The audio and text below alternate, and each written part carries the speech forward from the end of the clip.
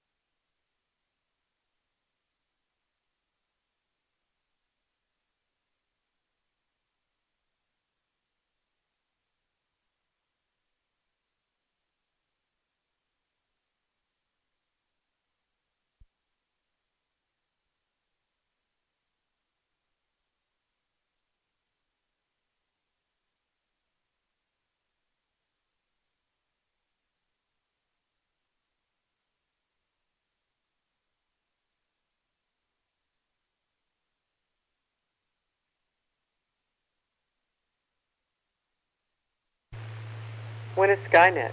I don't know. Does Charlie know? Always 9 p.m. Saturday on 146.88. Duh.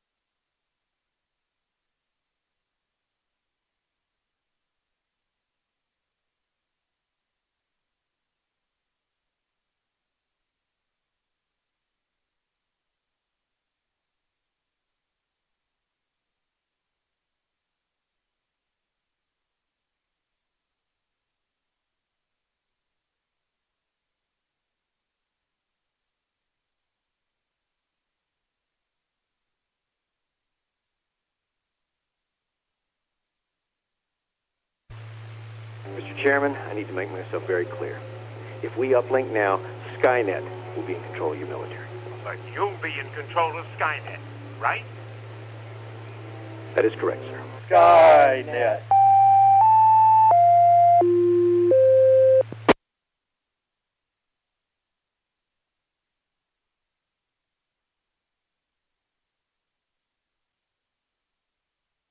We'll need to use the repeater before we begin the 9 p.m. Skynet.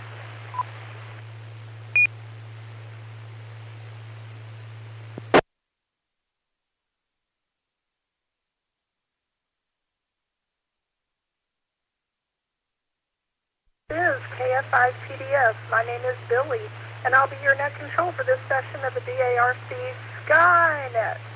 Skynet is a weekly net called every Saturday night at 9 p.m. concerning the subject of astronomy. Our purpose is to help amateurs become familiar with the nighttime and daytime sky, astronomy, and space in general. This net is open to all amateurs interested in this topic, and we encourage your participation, comments, and suggestions for this net.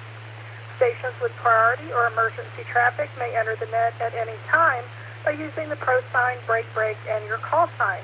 Is there any emergency or priority traffic?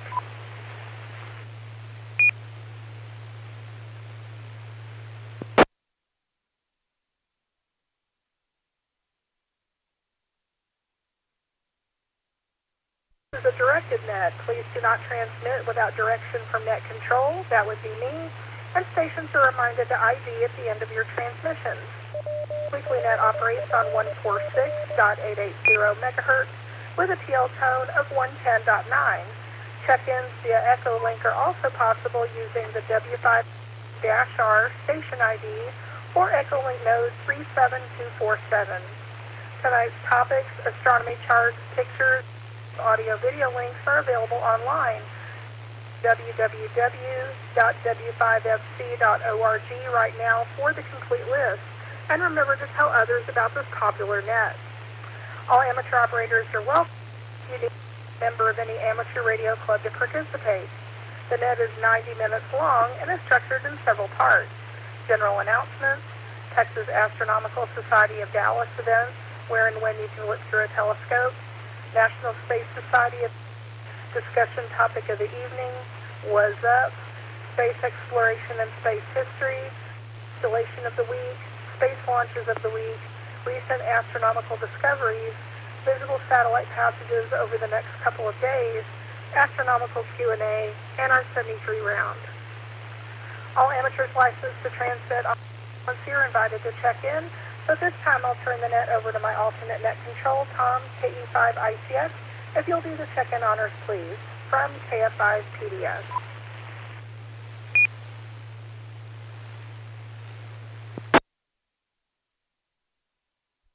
And thank you, Billy. This is KE5ICX. I'll be your alternate net control station this evening. We'll go ahead and get started with low power short time check-ins. If you are one of those, we'd like you to check in now. Please come with your call sign phonetically. Your name, where you're transmitting from would be nice, and let me know if you're low power short time.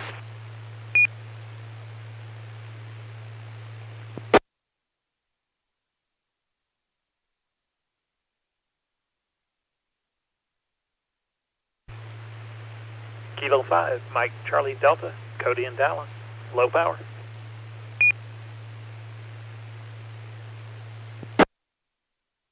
This is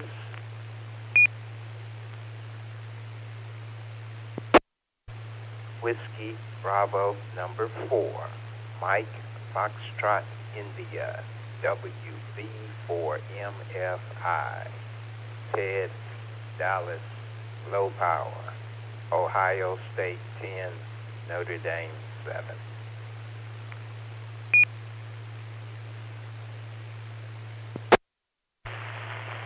Kilo, Golf, 5, Uniform, Foxtrot, Romeo, Jacob Dallas at work on low power.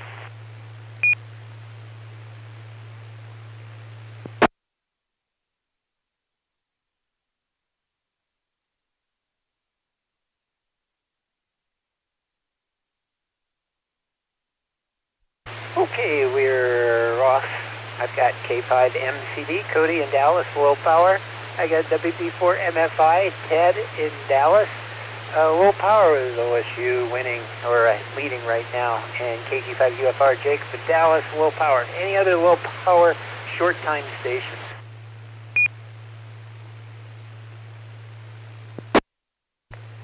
This is Whiskey 5, Golf, Uniform, Sierra, Gus, far northeast Dallas, low power.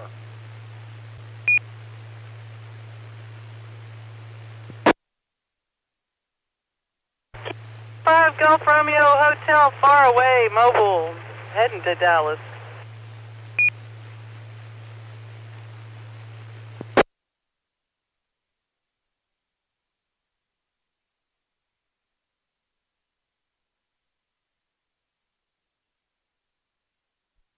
Okay, I picked up 2 more. I've got W5GUS, Gus in far northeast Dallas, low power, and KF5GRH. I think that's Melissa. She's mobile, headed towards Dallas.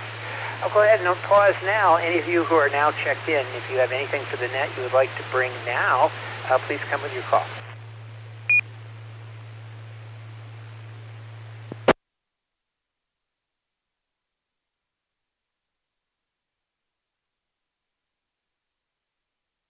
Your name, where you're transmitting from. General check-in.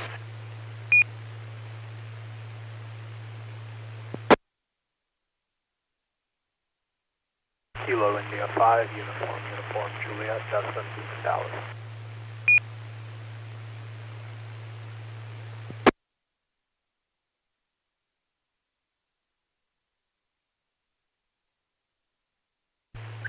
This is Alpha Golf 5, Papa Mike, Rich in Rockwall, AG5 PM.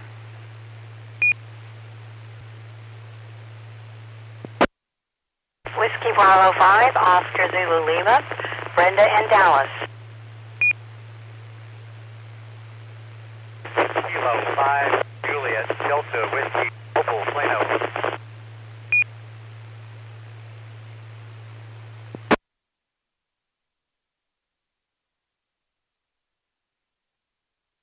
Kilo India 5, Kilo Whiskey Golf, cruise in Arlington. This is Alpha Golf 9er, Sierra Golf, Antonio in Dallas, AG9SG.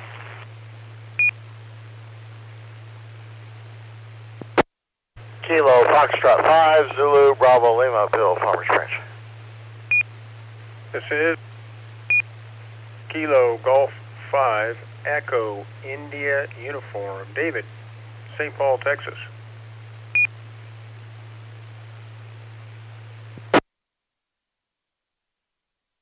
This is November 5 Sierra, Quebec Alpha, Ron, beautiful downtown Dallas.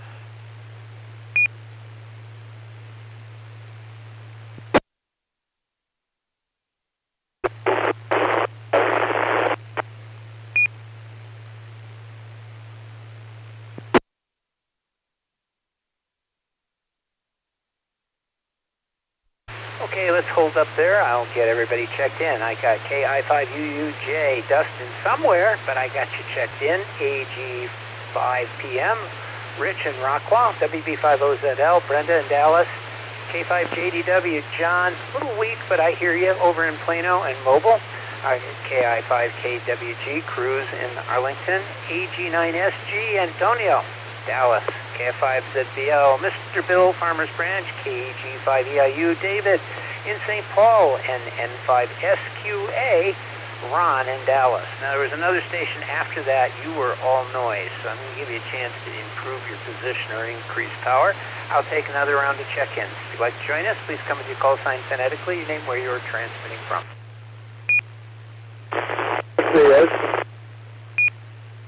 November 5, Oscar Foxtrot, Clay. Kilo Bravo 5, Delta Mike Charlie, Brian in Roanoke.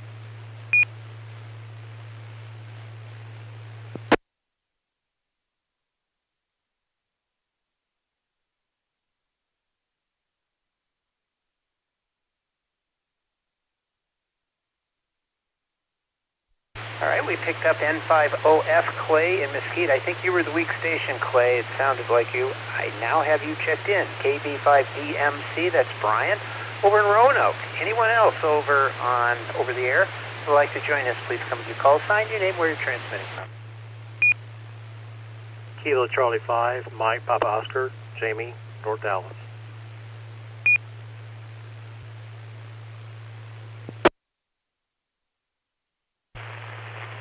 Kilo Juliet 5, Bravo India Sierra, Mark in Dallas.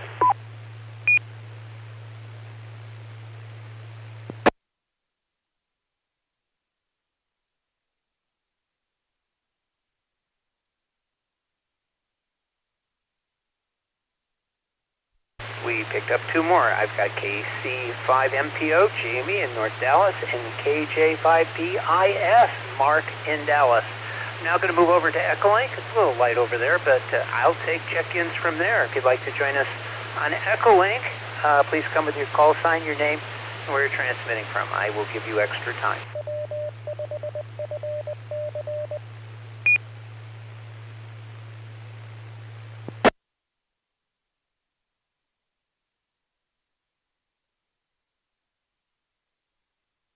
This is Kilo 5, Kilo, Tango, X-Ray, Kelly, in point.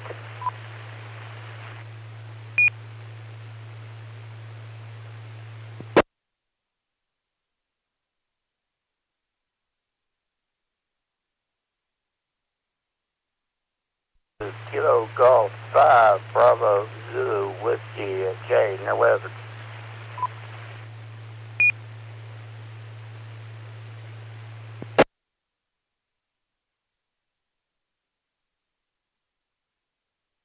I'll go ahead and acknowledge those two since I see them in the list. K5KTX, Miss Kelly in Point, and KG5BZWJ near Weatherford. I'll open the net up to any mode, any location. Please come now with your call sign phonetically, your name, where you're transmitting from.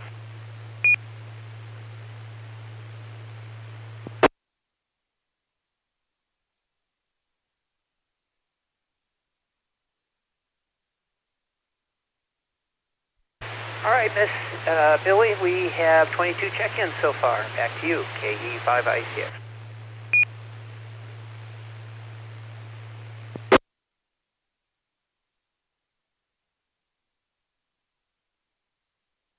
Copy that, Tom. Thank you very much, and welcome to all who have checked in on Skynet. All right, first thing to get started is general announcements. Do we have any general announcements for this evening's net? These can be ham, astronomical, space, or of general interest to licensed hams. If you have a general announcement, please come now with your call sign.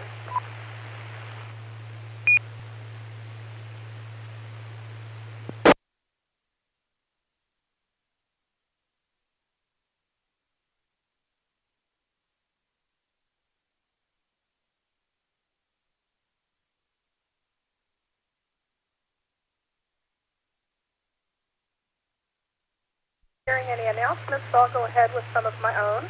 The AMSAT Radio Amateur Satellite Group has 2 nets available to Dallas residents on Tuesday evenings at 8 p.m. Central Time. You'll need Echolink installed and you registered. You can find the net under Groups and AMSAT. Also, a live audio link is available on their website at www.amsatnet.com. This net originates in Houston, Texas.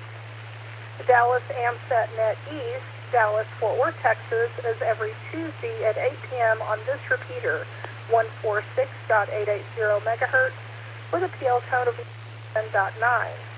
Tom N5HYP is the net control. All are welcome to check in.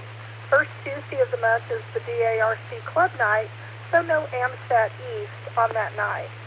Dallas AmSatNet West is every Wednesday at 9 p.m. on the Arlington repeater, 147.140 megahertz, with a PL tone of 110.9 and a positive offset. Of the month is Ham Fixin's Net. Come to Ham Fixin's to share recipes, pick up new recipes, ask a question about food, or share an anecdote about food. Second Monday of the month is MCOM 101, Emergency Communications. The third Monday of the month, come back for a second helping of Ham Fixin's Net. And fourth Monday is GeekNet. And if there's ever a fifth Monday, it is a surprise net. If we told you what it is, it wouldn't be a surprise. On-air participation is encouraged. Tuesdays, AmSat East at 8 p.m., Q&A, info and news for amateur satellites. And Fridays is Search City simulation at 8 p.m. Learn about emergency radio communications via CERT-trained amateur radio operators. Melissa, KI5GRH, is usually the net control. Visit the most disaster-prone city in the universe every Friday. Search City, all are welcome. And Saturdays is the Night of Net, with TechNet from 7 to 8 p.m. and, of course, Skynet at 9 p.m. And following Skynet is the Afterglow Movie Net at 10:30. More on that in just a moment. First and third Sundays is the Dallas Amateur Radio Club meeting on the air. And daily is the ARRL Net National Traffic System Training Net every night at 6:30 p.m. Central Time. That's every night at 6:30 p.m. Central Time. All are welcome to check in on any or all of these nets. And as I mentioned, following Skynet at 10:30 is the Afterglow Movie Net, where we discuss the movie previously chosen from the list that we've gathered. We have quite the compendium of movies that folks have recommended. We'll watch the movie during the week, and then we'll discuss the movie, anything from plot, characterization, to movie score, any special effects, anything related to the film. And then the next movie for the next week is announced at the end of the net, and then we repeat that process. So at this time, I'll turn the net over to Tom to give us his award-winning synopsis on tonight's Afterglow info to KE5ICX from KF5PDS.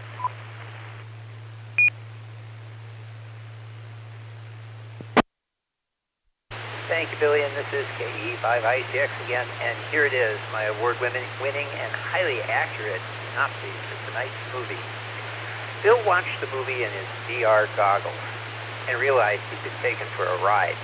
There was an astronaut cast adrift, an obsolete robot serving dinner to the most boring dinner party ever created, and a woman praying to a computer god entity, Star Trek style. It all seemed like a dream. Then he woke up. It was a dream, and he sighed, realizing this dream could be told on TV. The phone rang, and it was the Dark Mirror Warriors calling again. Apparently, Bill had been pitching these ideas to them when he was awake, and they were having none of it. The concept anyone could make such lame episodes for their award-winning TV show seemed dangerous at best, and simply nipping Bill's creative energies in the bud was their best reaction. But Bill's dreams would repeat over and over, like an entire first season of Night Gallery. They were all bad concepts, just sitting out there waiting to be unleashed on an unsuspecting public. Then Bill thought, maybe I'll just make a movie and skip the whole Dark Mirror thing. Join us for the movie titled That's Truthful, Warning, from 2021 tonight at 10:30 p.m. That's it, Miss Billy. Back to you, KE5ICX.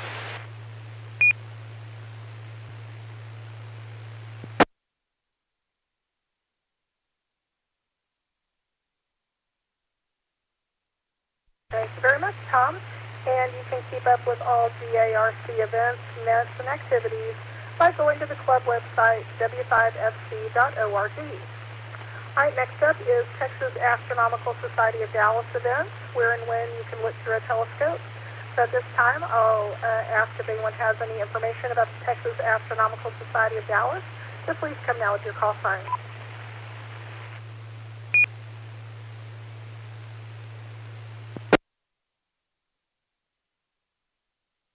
5 KTX.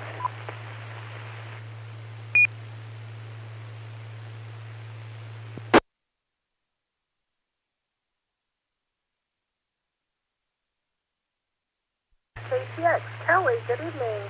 What information can you give us about the Texas Astronomical Society of Dallas?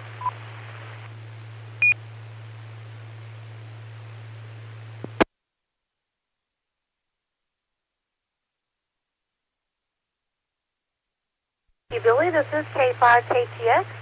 Well, last night was the September club meeting at UTD, and the speakers were both from the Lowell Observatory, which should have been a great meeting.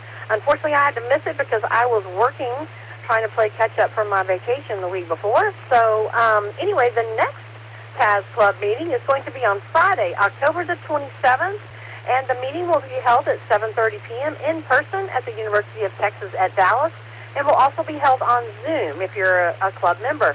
The featured speaker, I believe, is going to be Ken Sturrock from the Denver Astronomical Society, talking about the Chamberlain Observatory. Saturday night public observing sessions have begun again. Skynet was picked to be on Saturday night so that there was an opportunity for live reports from the TAS public observing sessions. So on the first Saturday of the month, stargazing is held in Fairview. On the second Saturday, stargazing is held at Frisco. On the third Saturday, the stargazing is held at Cedar Hill. Tonight, on the fourth Saturday, the stargazing is held at Rockwall. And there are no public observing sessions scheduled if there's a fifth Saturday of the month. From my understanding, the star party tonight was a go in Rockwall, so I will see if there's anyone at that star party that's a ham radio operator that would like to give us any details about what they're looking at there. If you do, please come now with your call sign.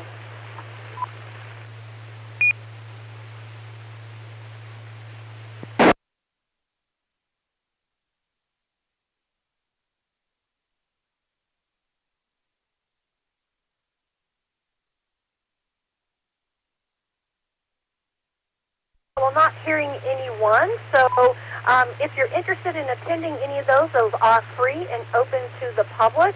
And the best way to now learn about the events that we have is to go to the Texas Astronomical Society Facebook page. They have, from my understanding, they've taken the calendar down on the website because it wasn't being maintained. So the best way to do that is you can join, even if you're not a member of the, you can join that Facebook group and learn about all of the events that are happening with the club. And as I mentioned, the meetings are on the fourth Friday of every month except for November, which is on the third Friday, and there is no meeting in December because we have an awards banquet. So that's all I've got. This is K5KTX. Back to you, Billy.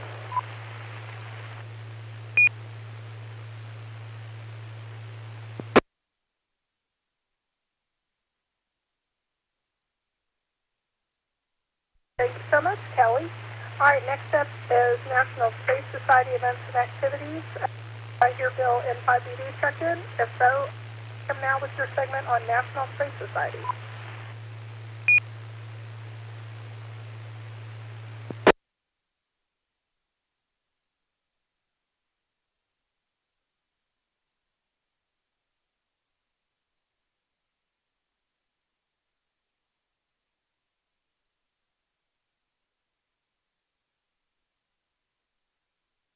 I'm hearing Bill, and I don't think he checked in. So if he checks in later, we can come back to his segment. But I'll go ahead and give a bit of an advertising blurb. The National Space Society of North Texas website, the National Space Society of North Texas has an active Facebook page. Just type in National Space Society of North Texas into the search box, and request access. You'll receive meeting reminders and club activities. This is KF5CBS, Billy, your net control for this session of the DARC Skynet. All right, next up is discussion topic of the evening. So for tonight, I have chosen the Equinox. Happy Equinox, everybody. The article comes to us from Sky and Telescope, written by Bob King and put on the website September 20th, 2023, entitled, Is the Day 12 Hours Long on the Equinox? It's complicated. Astronomical cycles acquaint us with the inevitable.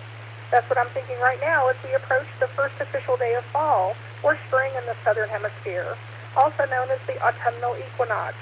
At 2:49 a.m. Eastern Daylight Time, the sun will cross the celestial equator going south and won't stop its descent until it bumps into the winter solstice December 21st. The celestial equator is a projection of Earth's equator on the sky. On that special day, the sun will pass directly overhead at noon for residents living along the equator from Nairobi to Quito to Singapore. At local noon, when the sun passes overhead, residents won't be able to avoid stepping on their shadows. On the same day, at the north and south poles, the sun scrapes completely around the horizon, and no matter where you live except the poles, it rises due east and sets due west. At both the spring and fall equinoxes, the Earth's axis tilts neither toward nor away from the sun, but sidelong. Day and night momentarily strike a balance, each of them 12 hours long on this day, so neither one of them has the upper hand. That's why we call it the equinox, which means equal night, right? Don't believe it. There's more to daylight on the equinox than you might think. The sun's disk. If the equinox daylight still edges out night for two reasons. First, the sun is a disk, not a point source. If the sun were simply a more brilliant version of Venus, it would rise.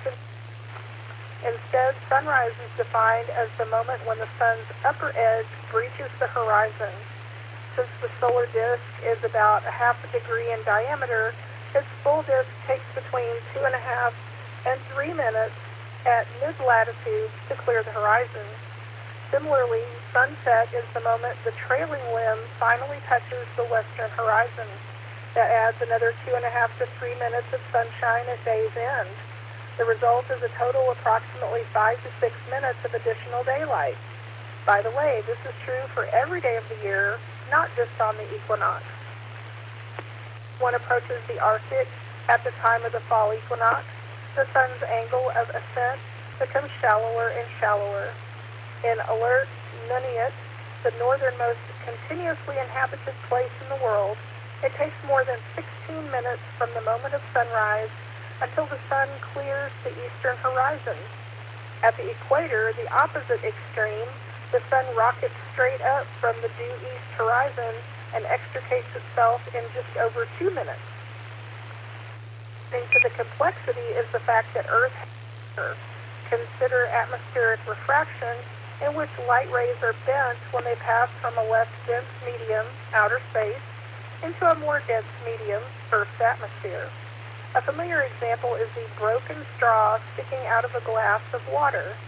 Light from the top of the straw travels directly to our eyes, while light from the underwater part is refracted or bent and travels in a slightly different direction, making it look as if it's fractured. As the sun approaches the horizon, air density rapidly increases, making refraction effects much stronger along the bottom edge of the solar disk compared to the top. The difference bends or lifts the bottom half of the solar disk into the top half, flattening an otherwise circular sun into an oval. Before the sun has physically risen in the morning, refraction elevates its upper edge, causing it to appear nearly 3 minutes at mid-latitude beforehand. Likewise, the actual several minutes before its refracted light does. If you were to remove Earth's atmosphere at sunset, sunlight would disappear at the moment the entire solar disk sets. We'll need to add another 5 to 6 minutes of daylight to the equinox due to Earth's atmosphere. Even if we were to imagine a hypothetical point at the center of the solar disk instead of the full sun, atmospheric refraction also lifted into view earlier and hold on to it later, just like all celestial sources. Days and nights ever 12 hours apiece? Yes, well, close. This occurs at the equilux, a delightful word that derives from the Latin equi for equal and lux for light. While the equinox occurs across the planet at the same moment, the equilux varies according to latitude. In the northern hemisphere, it occurs several days after the autumnal equinox on September 25th or 26th at mid-northern latitude, and several days before the vernal equinox. In the southern hemisphere, it's the other way around. At the equator, day and night are never exactly equal. Daylight always exceeds night by 6 to 8 minutes due to the sun's large apparent size. At the same time, though, day and night are nearly equal every day of the year. On the website, there are some cities like Anchorage, Alaska, latitude 61 degrees.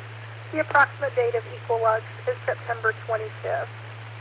New Orleans, Louisiana, at 30 degrees latitude, approximate date of equilux is September 27th.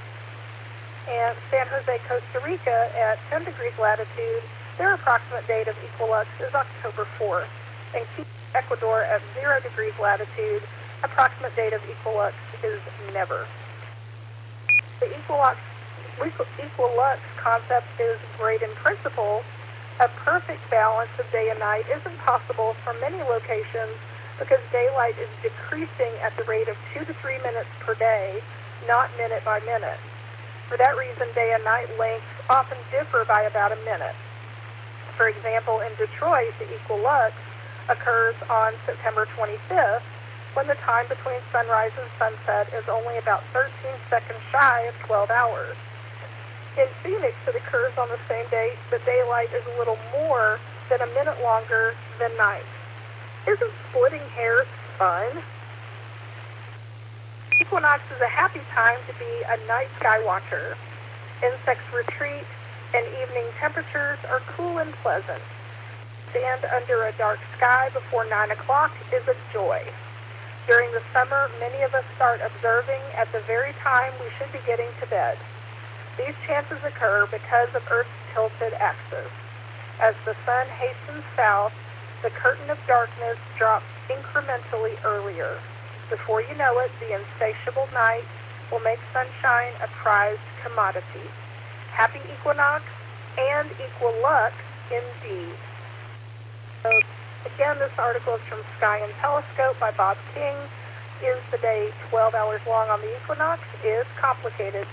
So again, happy equinox and happy equilux. This is KF5 TDS.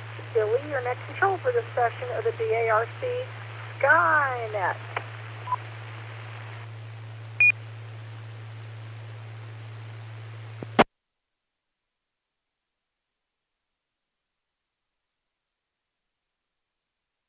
Time I'd like to do a check-in round, so I will turn the net over to Tom, KE5ICX, and after you're finished checking in, folks, you have my permission to turn it over to the WB50ZL to read tonight's What's Up. Thank you, Brenda. Appreciate it. So the KE5ICX from KF5TDS.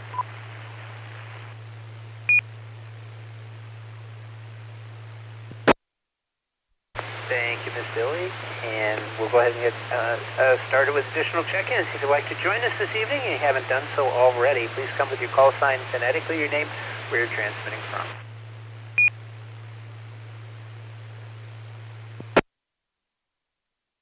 Kilo Bravo 9, 0 Oscar Kilo, Sean in Fort Worth.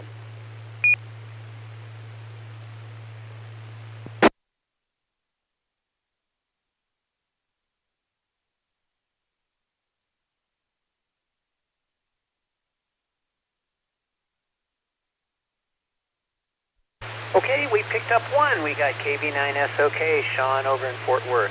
We have you checked in. Brenda, WB50ZL, you're up from KE5ICX.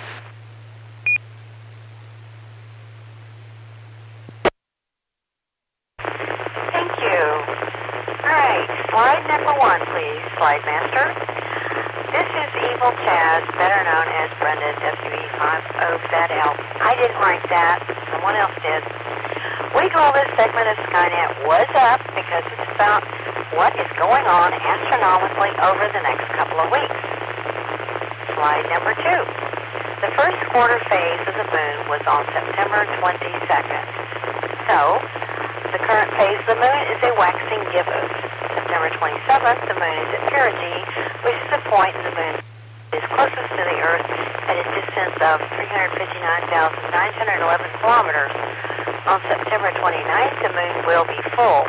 On October 6th, the moon phase will be third quarter. On October 9th, the moon is at apogee, which is the point in the moon's orbit that is furthest from the Earth at a distance of 405,426 kilometers. Slide number 3. Comet Nishimura is a comet in the the early evening western sky. It is estimated to be around magnitude 2.6, which could be naked eye from a very dark location. Tonight, September 23rd, would have been the best date to see the comet because before and after that date, the comet hugs close to the sun in the sky, but is clear tomorrow evening on Sunday. Try spotting the comet using binoculars in the low western evening sky. The conjunction of Moon and Saturn in the eastern evening sky. Slide number 5. Sextantid daytime meteor shower peak on September 27th. How do you observe a daytime meteor shower? Believe it or not, you use a radio. You get more information about meteors and meteor showers at the International Meteor Organization at www.imo.net. That's India Mike Oscar. Or the American Meteor Society at www.amsmeteors.org. Slide number 6. September 28th is the time for the conjunction of Moon and Neptune in the eastern evening sky. You will need a telescope and a good star map to find and observe Neptune. Slide number 7. Remember that we have 2 solar eclipses coming up very soon. A solar eclipse is when the moon is in between the Earth and the sun, and for a few lucky people on the Earth, blocks some or all of the sun from view. Slide number 8. The October 14th eclipse is a partial annular solar eclipse for us in North Texas. But along a path in West Texas and in New Mexico, there is a path where the moon will block all or annulus of sunlight from view. The eclipse begins at 10:23 a.m. The middle of the eclipse is at 11:52 a.m. when about 81% of the sun is covered by the moon. The eclipse ends at 1:29 p.m.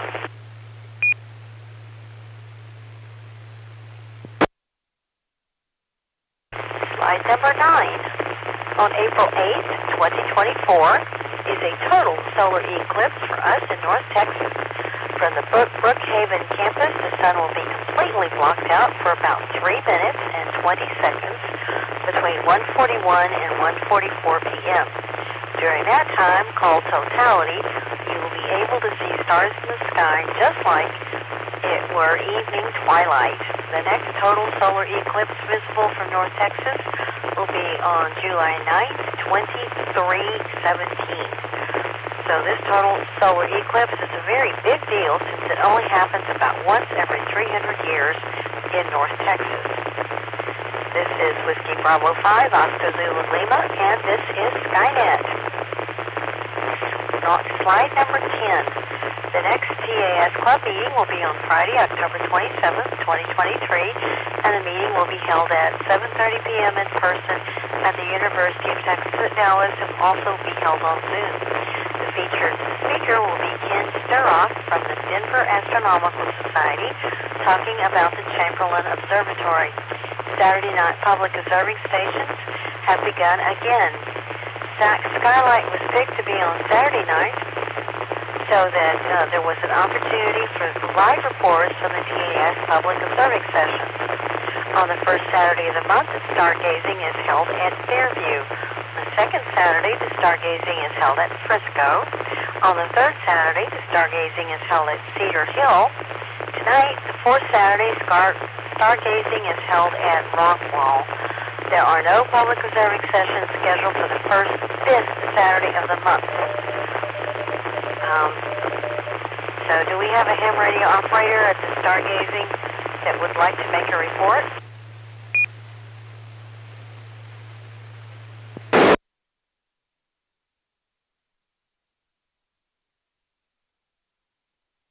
Check the TAS website, www.texasastro.org, for up-to-date information and details about meetings and public observing sessions.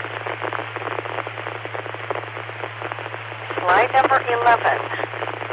Do any of you out there in Radio Land have any questions or need a fill on any of the information? Or do you just have a general astronomy question? Come now with your call sign if you have a question.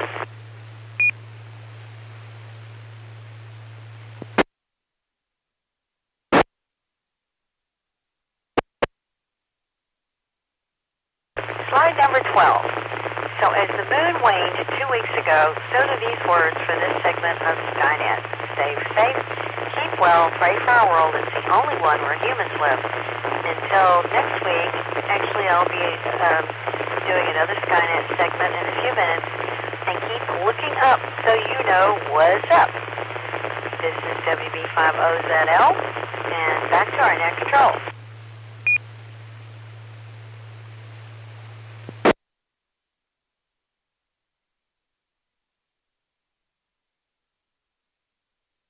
Great, thank you very much, Brenda. All right, next up is space exploration and space history. So at this time, I will turn the net over to Kelly, K5KTX. The net is yours from KF5PDS.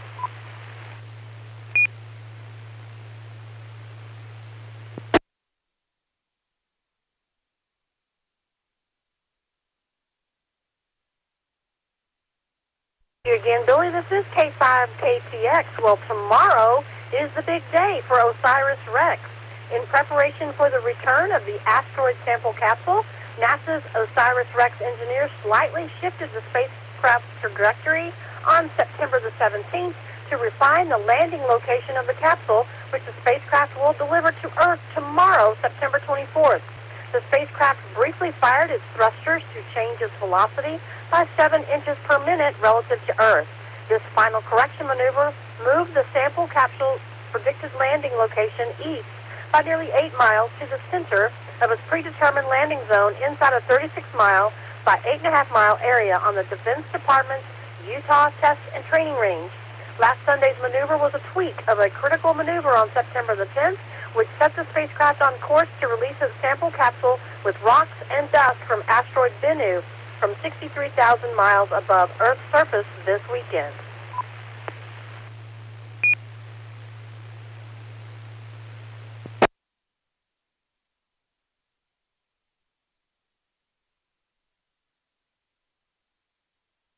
It's been 7 years since the launch of NASA's OSIRIS-REx mission to collect and return samples of asteroid Bennu, and the long wait for the spacecraft's homecoming is nearly over. OSIRIS-REx, short for Origin, Spectral Interpretation, Resource Identification, Security, Regolith, Explorer, launched from NASA's Kennedy Space Center in Florida on September the 8th, 2016. The journey to rendezvous with Bennu took the spacecraft 2 years to complete, which were followed by another 2 years of scans while orbiting the asteroid. The much-anticipated collection of material from Bennu's surface didn't occur until October 20th, 2020, and it would be another 3 years until the spacecraft made its way back to Earth. The mission's asteroid sample return capsule is currently projected to land tomorrow at 8:55 a.m. Mountain Daylight Time. Once the area is verified safe, ground teams will collect the pod and transport it to a secure temporary clean room nearby, and eventual transportation to NASA's Johnson Space Center in Houston, Texas, for analysis and research.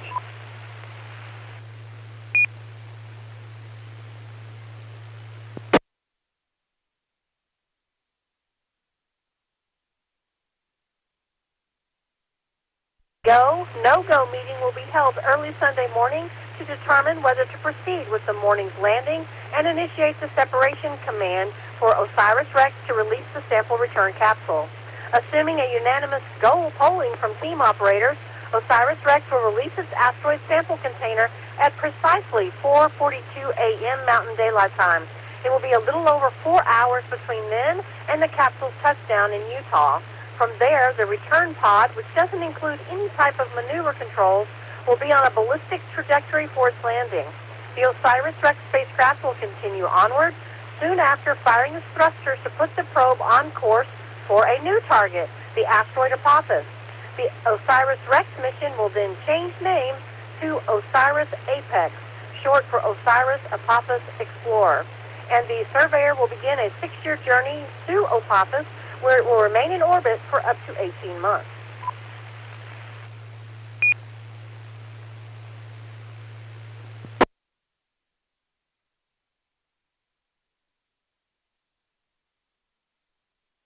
It is providing landing coverage beginning at 9 a.m. Central Daylight Time. Streaming of the landing is expected to last until the asteroid sample return capsule arrives at the on-site clean room facility. NASA has also scheduled a post-landing press conference to take place following the sample canister's arrival at the temporary clean room, which will also be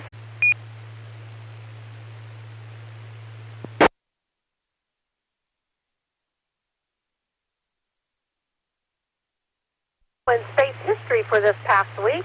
Beginning with September the 20th, way back in 1904, Wilbur Wright made the first circular flight in a controlled, heavier-than-air airplane, piloting the 1904 Wright Flyer in a complete circle at Huffman, a few miles outside Dayton.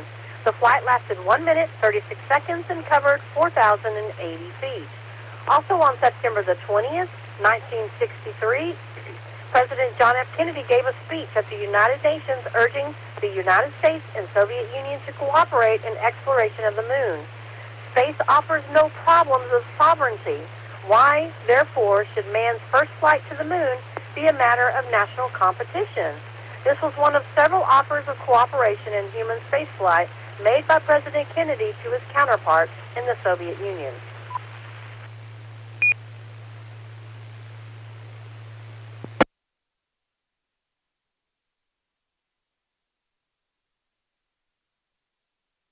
September the 21st, 2014, the Mars Atmosphere and Volatile Evolution, or MAVEN spacecraft, successfully entered Mars's orbit.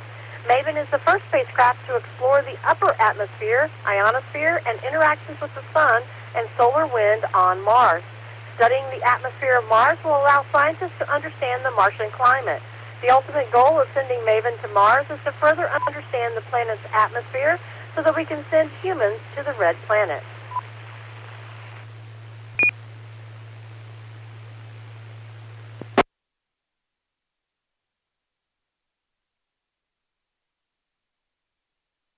On this date, September the 23rd, back in 1846, astronomers discovered Neptune, the eighth planet orbiting around the Sun. The discovery was made based on mathematical calculations of its predicted position due to observed perturbations in the orbit of the planet Uranus. The discovery was made using a telescope since Neptune is too faint to be visible to the naked eye, owing its great distance from the Sun.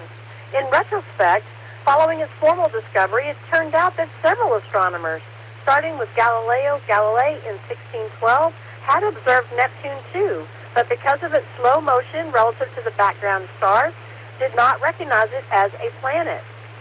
Astronomers soon discovered a moon orbiting Neptune, but it took more than a century to discover a second one. Our knowledge of distant Neptune greatly increased from scientific observations made during Voyager 2's flyby in 1989, including the discovery of 5 additional moons and confirmation of dark rings orbiting the planet. And by the way, Neptune is a good target to look at. It rises around sunset, and so if you have some binoculars, go out and see if you can find it.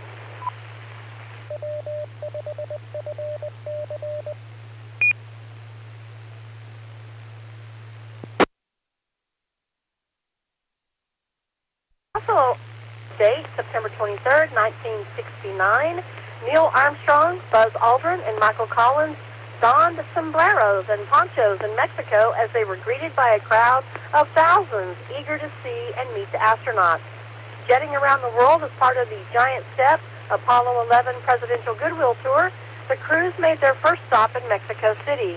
Their motorcade was slowed to a crawl as crowd control struggled to contain the public's overflowing excitement. The global adventure had only just begun. They would soon fly to Buenos Aires, Paris, Tokyo, and more to share their spacefaring exploits and invite people around the world to take part in scientific exploration. At one point, their tour brought them to the doorstep of Pope Paul VI. After 24 countries and 45 days, they finished their circumnavigation with a stay at the White House.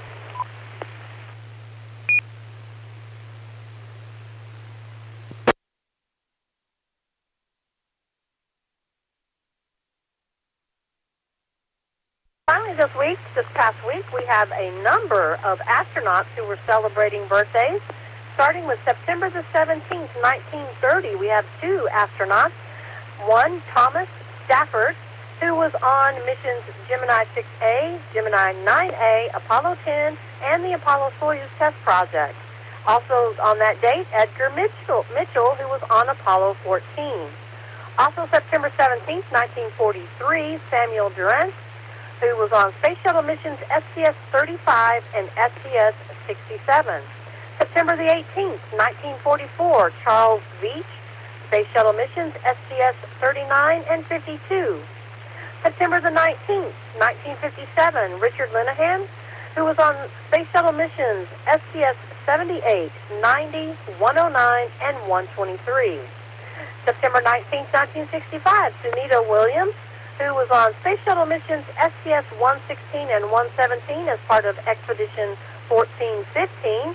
She was also on Expedition 32 and 33, and she's still slated to be part of the first Boeing crewed flight test if that one ever gets off of the ground.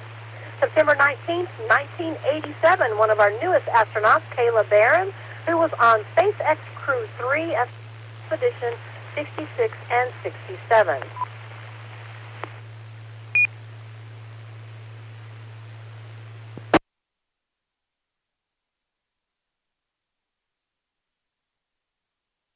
Rounding out our list of astronauts who had birthday this past week, September 20th, 1960, James Polzick, who was on Space Shuttle mission STS-90. September 21st, 1955, Richard Hyde, Space Shuttle missions STS-39, 49, and 65. September 22nd, 1965, Robert Thatcher, who was on one of the last Space Shuttle missions, STS-129. And then today, celebrating birthdays, September 23rd, 1944, Lauren Shriver, Space Shuttle missions STS-51C, STS-31, and 46. And the last one, September 23rd, 1961, William C. McCool, who was on the ill-fated Columbia mission STS-107. And that's all I've got this evening. Back to you, Billy. This is K5 KTX.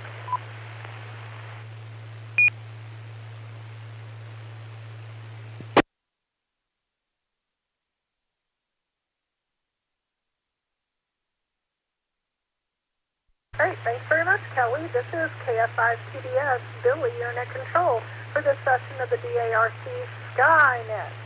Our next up is Miss Carolyn's Constellation of the Week. For this time, I will return the net to Brenda, WB5OZL. The net is yours from KF5 CDS.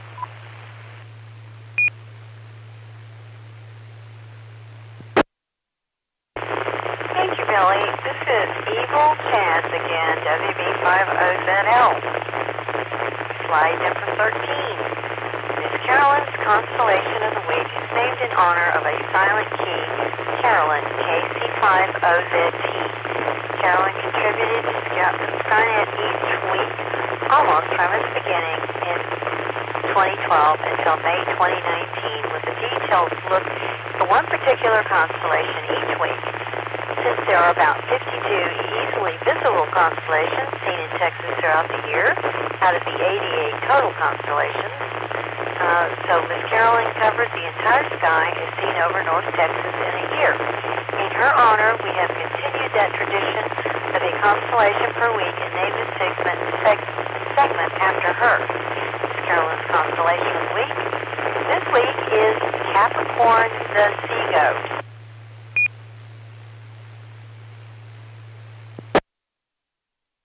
Sea goat has the body of a goat from the waist up and the tail of a fish.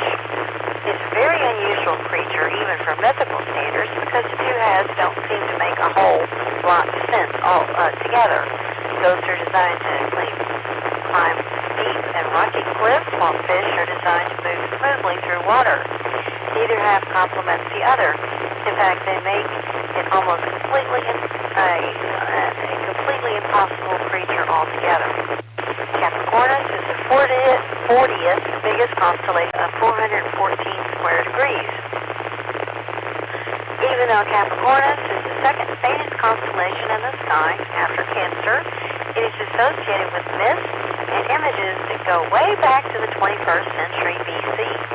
The story of Capricornus originated with the Babylonians and Sumerians. The Sumerians knew it as the goatfish, and the Babylonian star catalog dating back to 1000 BC mentioned the constellation also meaning goatfish. Slide 14, Jokes of the Week. I did not write these, but I am compelled to read them, so don't blame me. Why is it so hard to carry on a conversation with a goat? Because they're always kidding around. What do you call an unemployed goat? Billy Idol. What do you call a goat with one ear? Van goat.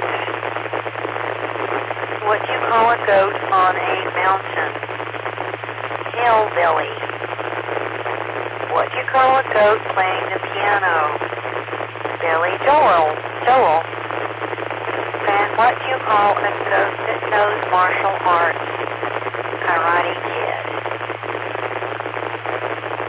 My call sign is WB50ZL, and this is Skynet. And thank goodness that's over.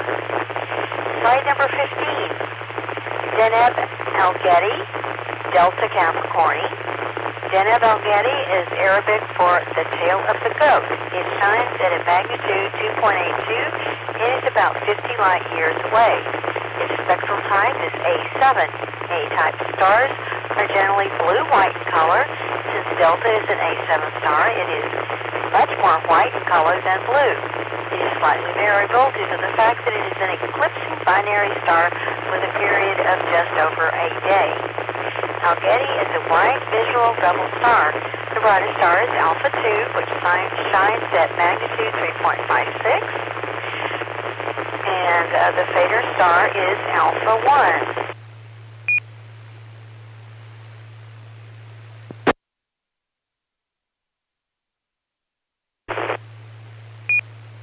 Shining at magnitude 4.24. Both stars are D-type or yellow stars, and both have small companion stars. Alpha 1 and Alpha 2 themselves, however, are not a true physical pair. Alpha 2 is about 100 light years away, and Alpha 1 is about 500 light years away. Sharp-eyed observers can see both stars with the unaided eye, and they're easily split with binoculars or the finderscope. They both appear yellow-white in color.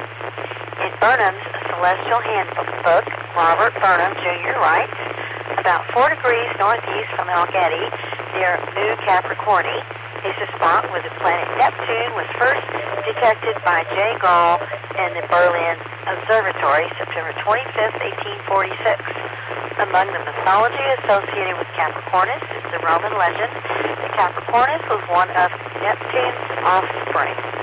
It is therefore fitting that the planet Neptune was discovered in Capricornus.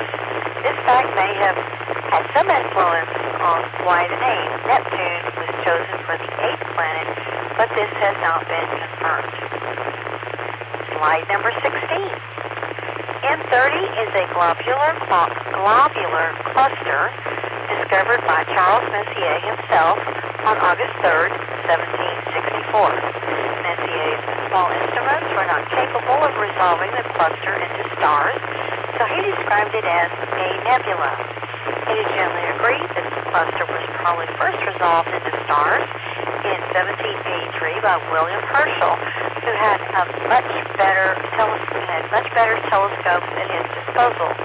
For many years, M30 was believed to be around 40,000 light years away, but recent observations using more advanced equipment and techniques have revised the distance down to 26,700 light years. Visually, M30 is noted for having a small, bright, dense core that many have difficulty in resolving. Robert Burnham, Jr., Walter Scott Houston, and Stephen J. O'Mara all make note of this in their writings. Slide 17. NGC 6907 is a barred spiral galaxy. Its brightness is listed as magnitude 11.9, which makes it quite faint. In his COTM article in the Spectrum, David Hutchinson wrote, "My attempts at observing this galaxy have resulted in seeing the rather dense barred part of the galaxy, but I was never really able to conclusively see its bright arms." Slide number 18. NGC 7103 is a magnitude 14.88 elliptical galaxy and is definitely a challenge object. Dave Hutchison had to use the Lone Star Observatory 24-inch telescope to see it, but he was able to tell that it was an elliptical galaxy. He could also see nearby NGC 7104, which is even fainter. Large aperture and clear dark skies are a must for this object. This is WB50ZL, and this is Skynet. Slide number 19. There are a lot more Astronomical League Observing Program objects in the constellation of Capricorn the Sea Goat. I've just given you a sampling of some of these objects. The Astronomical League has, at last count, 77 different observing programs, most of which have around 100 objects. If you observe just 10 different objects in an observing program each month, then you can earn an observing certificate and pin in about a year. Slide number 20. And that is Miss Carolyn's constellation of the week, Capricorn the Sea Goat. I want to thank my friends, actually Chaz's friends, Dave Hutchison and Dennis Harwell, for their research and words on the Deep Sky projects that he has used, borrowed, and stolen for even every Skynet. He also at times uses the website www.constellation-sky.com for information. Next week, we will take a look at Microscopium, the microscope. This is WB50ZL, sending the net back to our net control.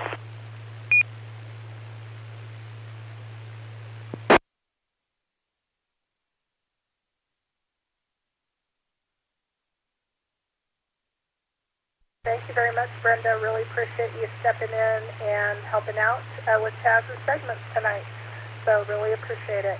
This is KF5TDS Billy at control for this session of the DAR Skynet.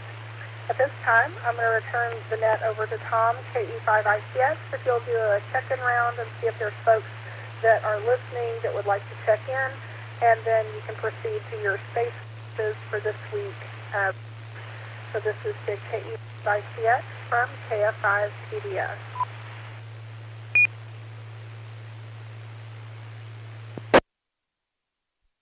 Thank you, Billy. And this is KE5ICX. I'll take additional check-ins. If you'd like to join us this evening, please come with your call sign phonetically, your name, where you're transmitting from.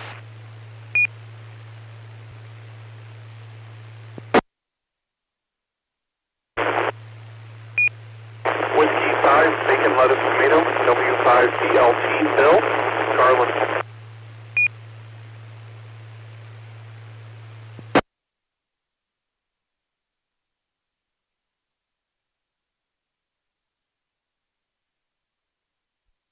Okay, we picked up one more. W5BLT, Bill, over in Garland. Okay, coming up, space launches for this week. We have tonight, well, looks like, September 23rd, 24th. Okay, there's a open time for launch for Starlink 6-18 from 8:06 p.m. to 12:37 a.m. It may have already launched, I don't know. This will be from SLC-40 at Cape Canaveral Space Force Station in Florida. The Falcon 9 rocket will launch another batch of second-generation Starlink V2 mini internet satellites. October, we have the Atlas V Project Kuiper proto flight coming up. That's from SLC-41, Cape Canaveral Space Force Station in Florida. First two demonstration flights for Amazon's Project Kuiper broadband constellation will launch on an Atlas 501 rocket. These satellites were originally scheduled to fly on the first Vulcan rocket. On October 4th or 5th, overnight, will be the launch from Conroe, French Guiana. Arianespace will launch a Vega rocket designated VV-23, sending a collection of 12 satellites in sun-synchronous orbit. The main payload is the Thailand Earth Observation System 2, or THEOS-2, which is an Earth-observing satellite built by Airbus and Air Defense and Space on behalf of the Kingdom of Thailand. It's designed to complement THEOS-1, which launched in 2008.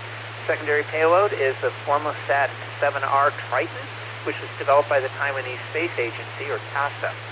Its global navigation satellite system reflectometry, or GNSS-R, tool will help meteorologists gather wind data over oceans, help with forecasting the trajectory and intensity of typhoons.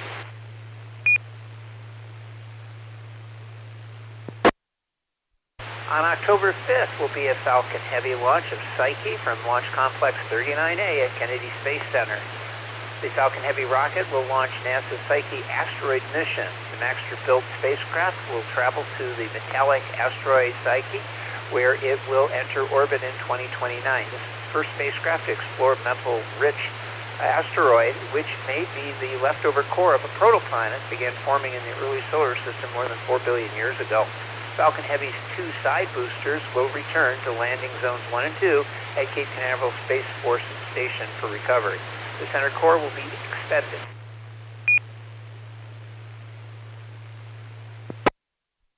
Then coming up at to be determined is Worldview Legion 1 and 2. This will launch from SOC-4E from Vandenberg.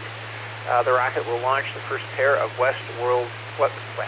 Worldview Legion Earth observation satellites from Maxter Technologies and deploy 6 commercial Worldview Legion high-resolution remote sensing satellites into a mix of sun-synchronous and mid-inclination orbits on 3 SpaceX Falcon 9 rockets.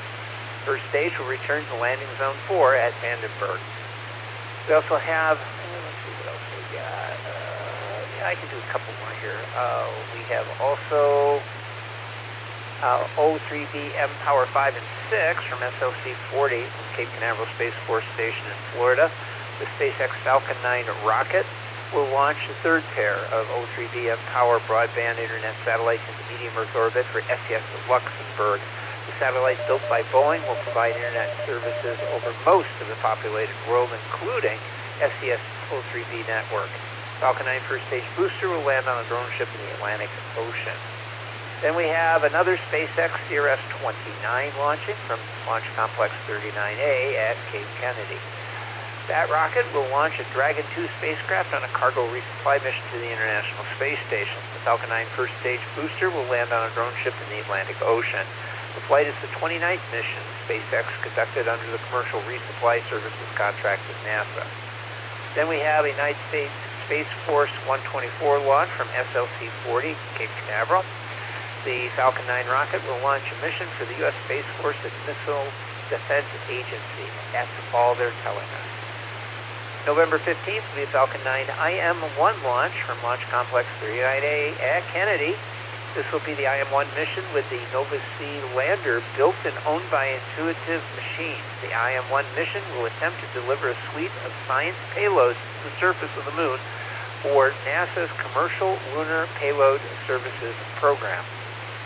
And then finally, one coming up on no date, but it'll be in November.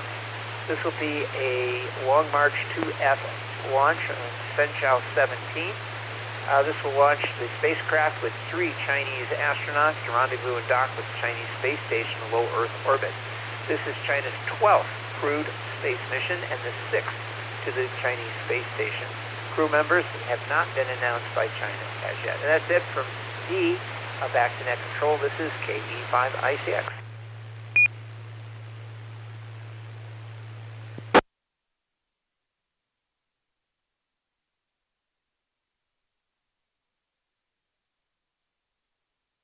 Thank you very much, Tom. This is KF5 TDS Billy, your net control for this session of the DARC Skynet. Our next up is recent astronomical discoveries. So at this time, I will return the net to Brenda, WB5OZL. The net is yours from KF5 TDS. Thank you, Billy. This is WB5OZL. The title of this article is Carbon Source Found on Surface of Jupiter's Moon, Europa. Jupiter's moon, Europa, is one of a handful of worlds in our solar system that could potentially harbor conditions suitable for life. Previous research has shown that beneath its water ice crust lies a salty ocean of liquid water with a rocky sea floor. However, planetary scientists had not confirmed if the ocean contained the chemicals needed for life, particularly carbon. Astronomers using data from NASA's James Webb Space Telescope have identified carbon dioxide in a specific region on the icy surface of Europa. Analysis indicates that this carbon likely originated in the subsurface ocean and was not delivered by meteorites or other external sources. Moreover, it was deposited on a geologically recent timescale. This discovery has important implications for the potential habitability of Europa's ocean. On Earth, life likes chemical diversity. The more diversity, the better. We're carbon-based life. Understanding the chemistry of Europa's ocean will help us determine whether it's hostile to life as we know it, or if it might be a good place for life, said Geronimo Villanueva of NASA's Goddard Space Flight Center in Greenbelt, Maryland, lead author of one of 2 independent papers describing the findings. We now think that we have observational evidence that the carbon we see on Europa's surface came from the ocean. That's not a trivial thing. Carbon is a biologically essential element, added Samantha Trumbo of Cornell University in Ithaca, New York, lead author of the second paper analyzing this data. NASA plans to launch its Europa Clipper spacecraft, which will perform dozens of close flybys of Europa to further investigate whether it could have conditions suitable for life in October 2024. Webb finds that on Europa's surface, carbon dioxide is most abundant in a region called Terra Regio, a geologically young area of generally resurfaced terrain known as chaos terrain. The surface ice has been disrupted, and there likely has been an exchange of material between the subsurface ocean and the icy surface. Previous observations from the Hubble Space Telescope show evidence for ocean-derived salt in Terra Regio, explained Trumbo. Now we're seeing that carbon dioxide is heavily concentrated there as well. We think this implies that the carbon probably has its ultimate origin in the internal ocean. Scientists are debating how much Europa's ocean connects to its surface. I think that question has been a big driver of Europa exploration, said Villanueva. This suggests that we may be able to learn some basic things about the ocean's composition even before we drill through the ice to get the full picture. Both teams identified the carbon dioxide using data from the Integral Field Unit of Webb's Near-Infrared Spectrograph, NIRSPEC. This instrument mode provides spectra with a resolution of 200 by 200 miles on the surface of Europa, which has a diameter of 1,944 miles, allowing astronomers to determine where specific chemicals are located. Carbon dioxide isn't stable on Europa's surface. Therefore, scientists say it's likely that it was supplied on a geologically recent time scale, a conclusion bolstered by its concentration in a region of young terrain.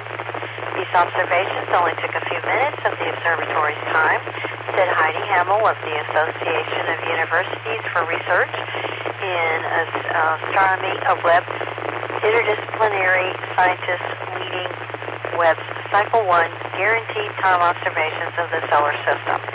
Even with this short period of time, we were able to do really big science. This work gives a first hint of all the amazing solar system science we'll be able to do with the Webb. Villanueva's team also looked for evidence of a plume of water vapor erupting from Europa's surface. Researchers using NASA's Hubble Space Telescope reported tentative detections of plumes in 2013, 2016, and 2017. However, finding definitive proof has been difficult. The new Webb evidence of plume on the rate of material potentially being ejected. The team stressed, however, that their non-detection does not rule out a plume. There's always a possibility that these plumes are variable and that you can only see them at certain times. All we can say with 100% confidence is that we did not detect a plume at Europa when we made these observations with Webb, said Hamill.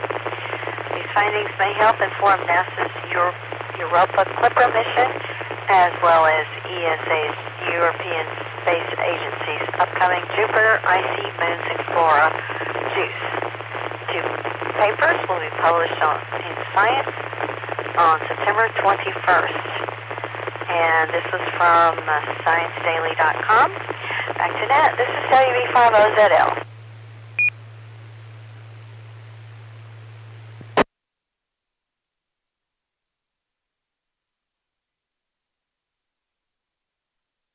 Thank you so much, Brenda. This is KF5CDS, Billy, your net control for this section of the DARC Skynet. All right, next up is visible satellite passages over the next couple of days. So this time, I'd like to return the net to Tom, KE5ICX, if you'll give us the report on visible satellite passages from KF5CDS.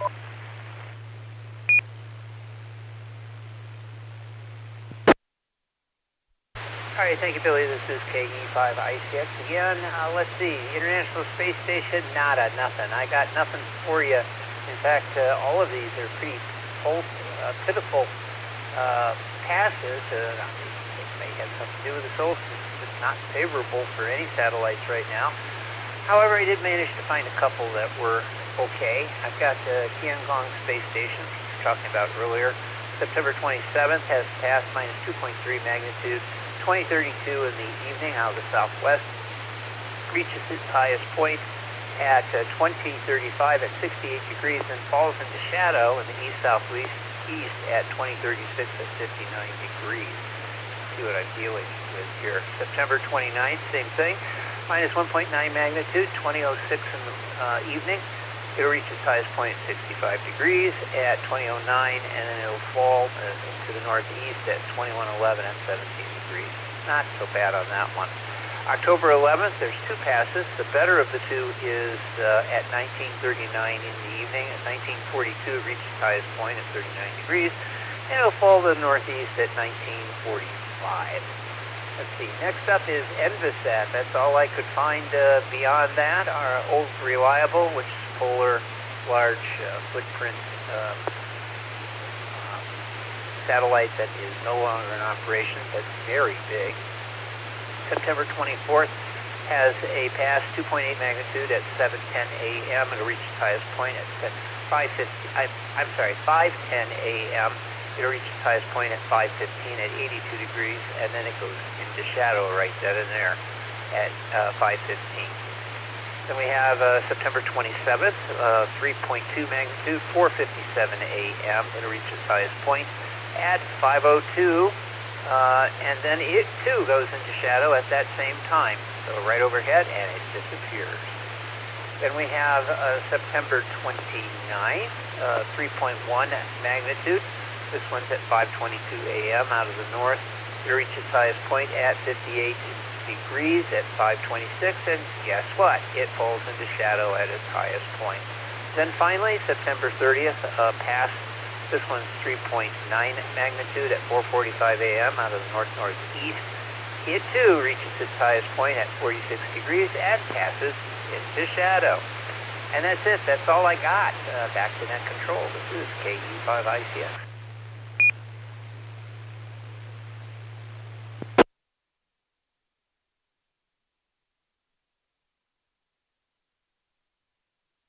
Thanks, Tom.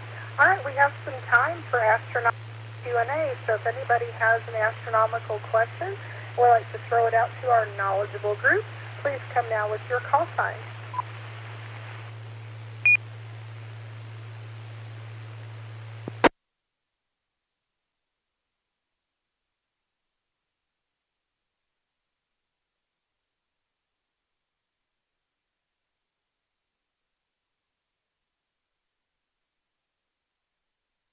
Hearing any questions, so we'll go ahead and move on to our 73 round.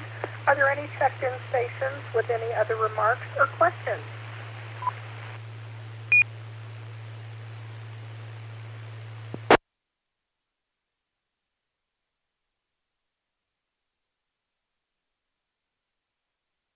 Anyone need any fills?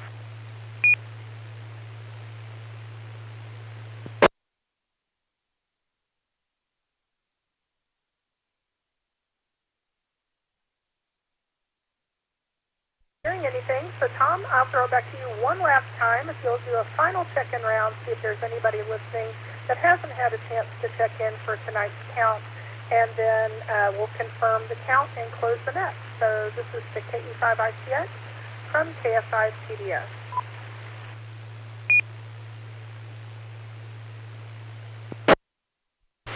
I'll do exactly that, and this is KE5ICX. I'll take the final round of check-ins. This will be last call. If you'd like to join us this evening, be on the list. Please come now with your call sign phonetically, your name, where you're transmitting from.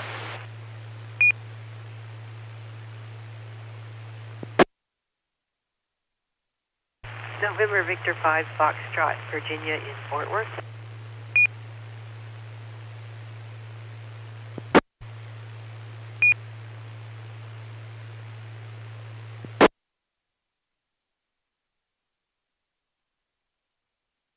All right, I acknowledge NV5F, Virginia, over in Fort Worth.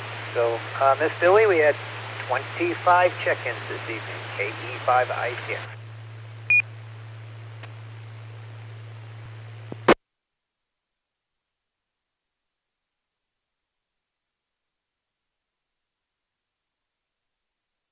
I copy that. Tonight we had 25 hams participating on the air tonight.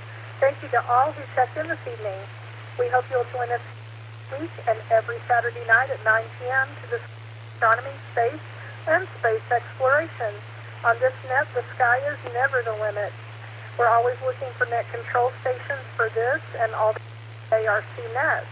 If you would like to try your hand at this, contact any of the net controls by sending an email to nets@w5fc.org. You can follow topics and discussions about this net and astronomy in general on Facebook and Twitter, as well as our audio and video streams, video archives, and other useful internet resources. Going to w5fc.org at the conclusion of this net. So until next Saturday night, this is KFI's PBS, Billy, and I'll be closing the net at 22:20 time and returning the repeater to normal amateur use. 73, everybody, and enjoy the evening discovering the universe. And at 10:30, don't forget, after Skynet is the Afterglow Movie Net, where the discussion will be about the movie Warning. Take care, and 73, everybody.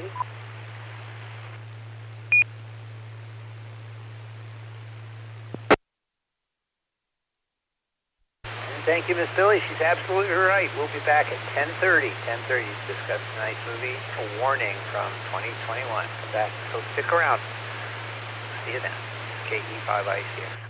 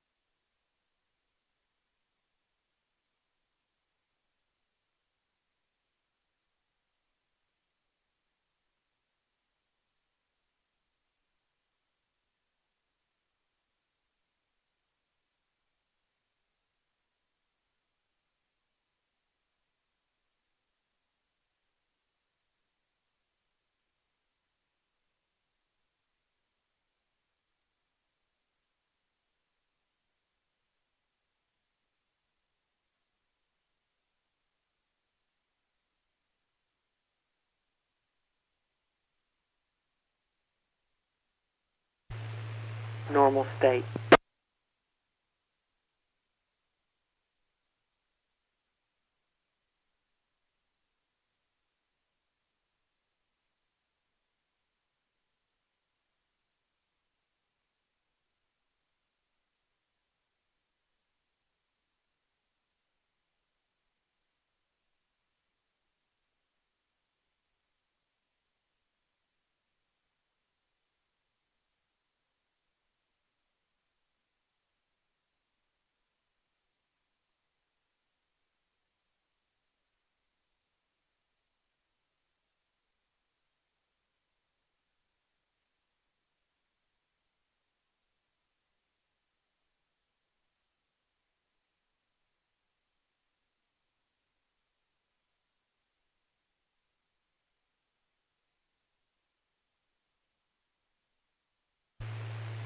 I'm completely operational and all my circuits are functioning perfectly. Afterglow Movie Net.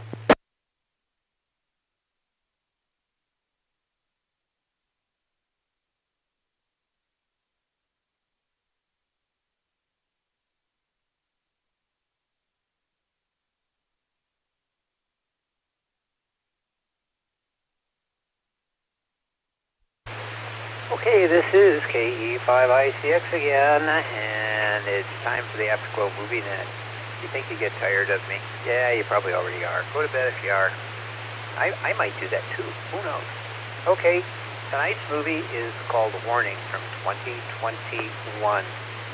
I was looking for a wiki description of the film that gives you just something without a review, but unfortunately I couldn't find a thing that went long enough. So I guess what I'm going to do is kind of drop a review in here. This one is from Jane Say, who gave it 2.5 stars out of 5. So it's sort of average or below average, I guess. But here is the synopsis, sort of, kind of, with her comments. It says, warning, sorry, warning. This is the name of the thing, but I hope I will be forgiven if I admit that the first time through I thought it was an actual warning.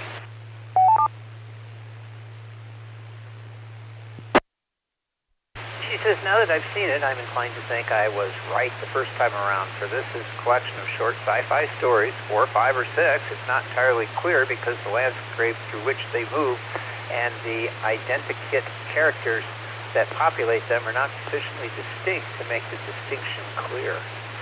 Still, we've God, or God 2.0, as we must now refer to him, her, them, packaged in a neat Alexa-style black perplexed pyramid. We have a morose android destined for dismemberment, and an immortal young man who displeases his sociopathic mother by daring to suggest he is prepared to give up on immortality, body swapping, cyber stalking, and some ants doing something unspeakable to a tropical vivarium. It is possible that the last was just part of one of the larger segments. The whole is wrapped around by Dave, an astronaut left stranded in space after something, some freak accident it seems, messes up his space station and leaves him all alone. I think the Dave segment is meant to be meaningful. At any rate, it's how we begin and end with a fairly unsubtle nod to each portion. In each portion to 2001, albeit that Dave's disembodied voice computer seems less homicidal, more concerned with the cost of the androids. Thereby hangs most tail and the fundamental issue with the presentation of Warning, because despite being comprised of multiple stories, we're supposed to, I guess, after a while, to regard this as one world. At least that's what is suggested at the blurb. This is, quote, the meaning of life explored through multiple interconnected lives set in the near future.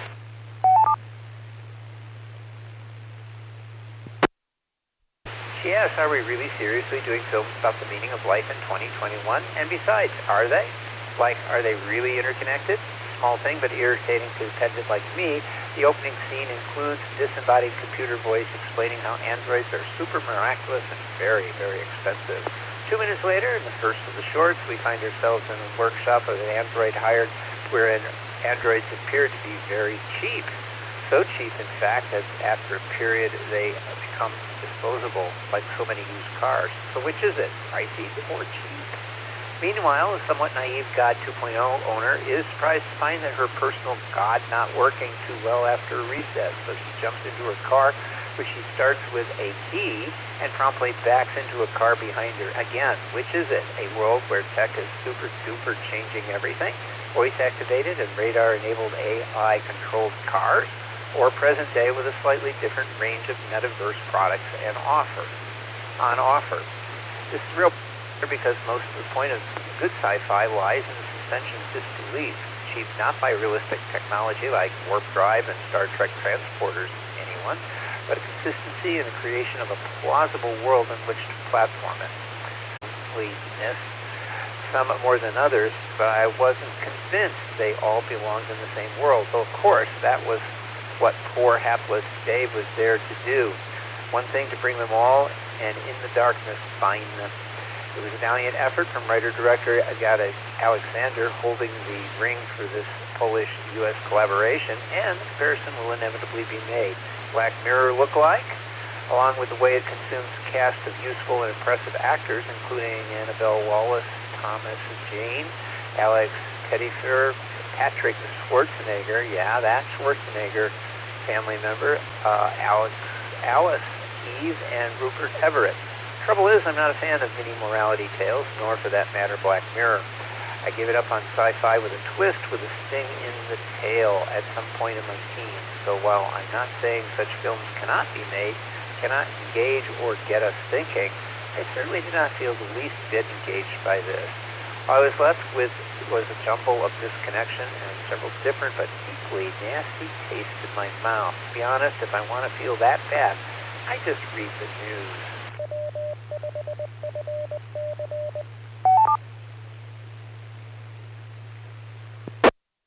And that was the review from November 24th, 2021, shortly after the film came out. Okay, kids. Well, with that, you heard that highly optimistic and wonderful review of the film and got a little bit of a synopsis of the thing at the same time. So now, what we're going to do is take check-ins. We will take check-ins, people who would like to be a part of tonight's net. You don't necessarily have to have seen the film, although it is very helpful. We will ask you about the plot, characterization, and special effects, music, and that sort of thing. Plot and characterization is first, and then the third round will be just about everything else, depending on how long we go. It's been light all evening long, so I'm not sure if we're going to have a really long net tonight, but I've thought that many times when we've had a full net. So, with that, I'm going to go ahead and take check-ins. Please come with your call sign, phonetically, your name, and did you see warning from 2021. Here we go.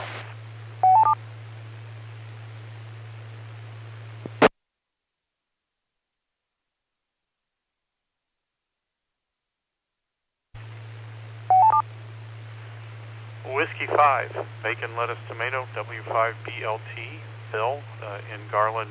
I am 45% of the way through.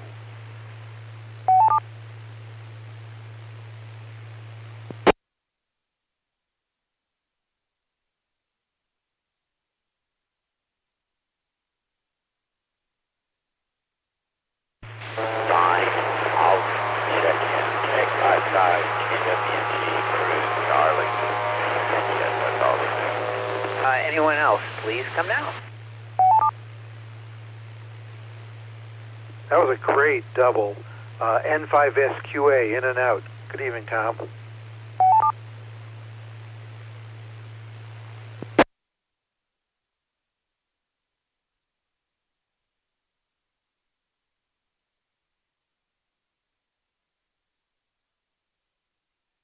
Okay, picked up Ron, N5SQA. He's just in for the ride, or in for the count. And, and I guess I doubled with someone. So let's try again. Additional check-ins, please come down.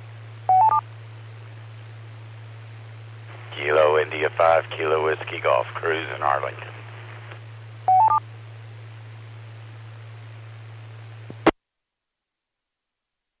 Kilo Bravo 9, 0 Oscar Kilo, Sean Fort Worth. Yes, I did see the bill.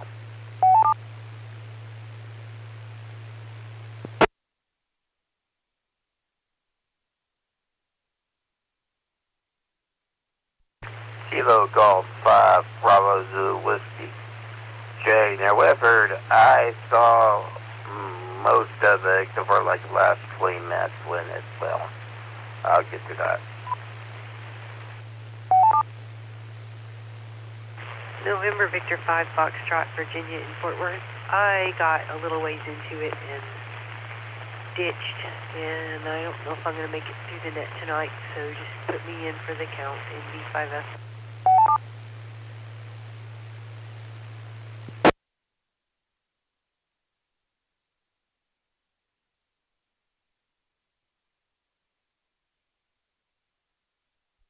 Okay, let me get those folks checked in. I've got KI5KWG, Cruz in Arlington. Yes, he is checked.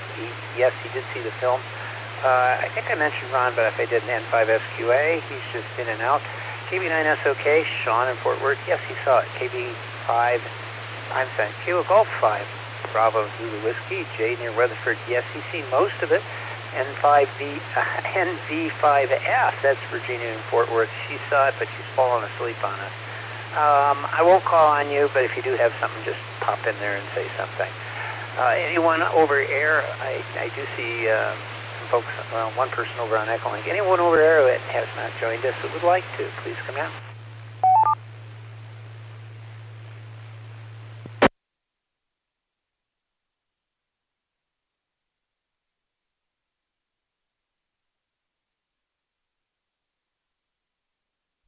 Okay, I think Brenda's out there. I've got her on a back channel, but she may have fallen asleep. I'll go to Echolink. I see David, W5EBB. David, are you out there? Will you want to join us from KE5ICX?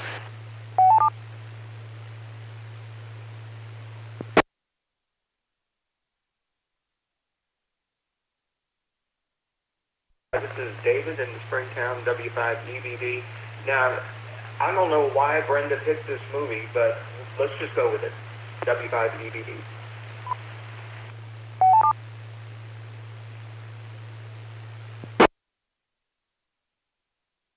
Hey, David, it's good to hear you again. And wherever you are, far, far away, yeah, she picked this one. You know how she is. But welcome back. Glad you're here. Okay, let me see if I can wake up Brenda at some point. Anyone else would like to join us, please come now.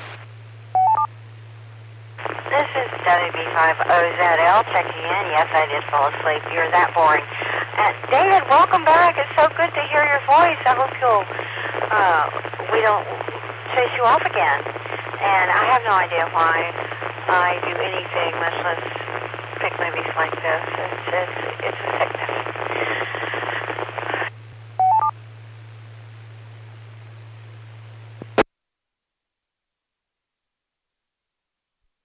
All right, good enough. I think we got a quorum to get started. I will go down the list. So, after hearing the plot and someone's opinion of the film, you're welcome to pilfer from that individual. I think she's spot on when it comes to the film. So if you want to echo her feelings or supplement that, or just simply say she's wrong and shake your fist and say it was a fine film, Stanley Kubrick quality, you can say that as well. But first, we're going to talk to Bill, W5BLT. Bill, you're 45% of the way through. I bet you about 46% of the way through now. What do you think so far? Will you make it to the end? Do you like the plot?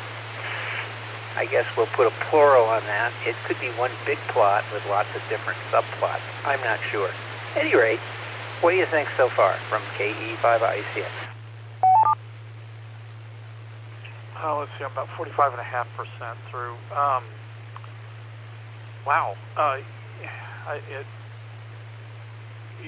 All the plots could have been taken in and of themselves and put into one movie. We have the plot with the astronaut in space, the plot with the robot wanting to find meaning, and then this, I guess, girl needing her quotes for the day.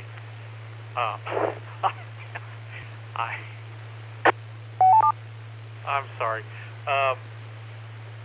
It was an interesting movie. I got to be honest with you. I've watched 10 minutes at a time, and I can only take it in small doses. I know we've had some good movies and not so good movies, but I think this one for me is, I don't know if I'll get all the way through it. So you all got to convince me that this is worth the other, what is it, 54.5% that I got to get through. But yeah, it's the plots are disjointed. It was just very hard for me to, and I started going on the web to read more about it. It's confusing, at least to me. And maybe there's some visual stuff going on too that, obviously being blind I'm not picking up on. But it's an interesting movie. I think they could have run with the myriad of plots and picked one and would have been a better movie. That's all I got right now. W5BLT. Back to you, Tom.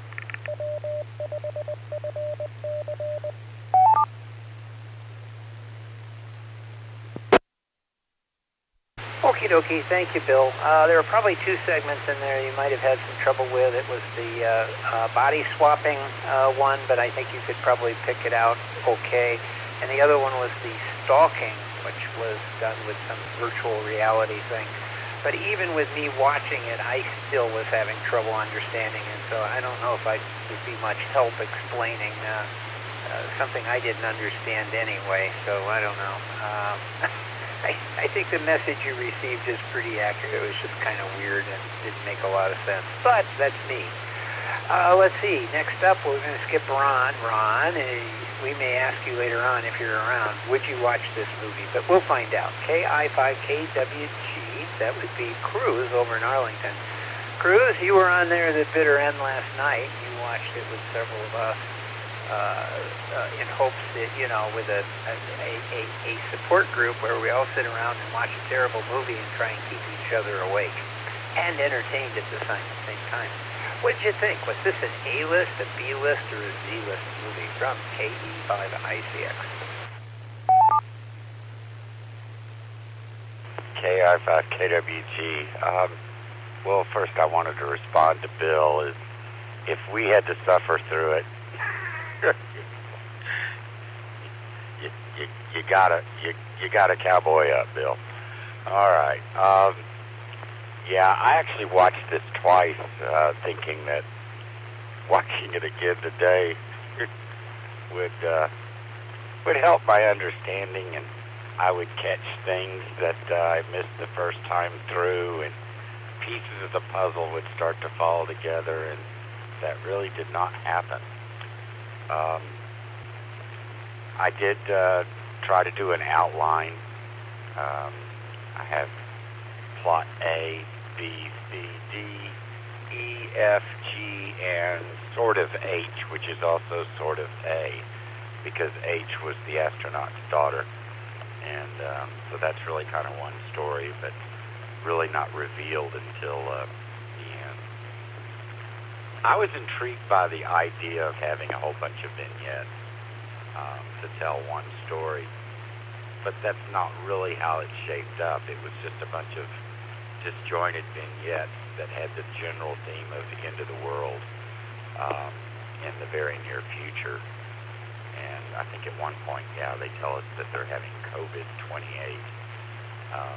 So apparently it was 2028 was the year this was set in. But it was a neat idea. The production, the camera work, the acting, very, very well done. Just failed as a coherent story, or a coherent series of stories. Okay, that's a good start, isn't it? KI5, KWG, back to net.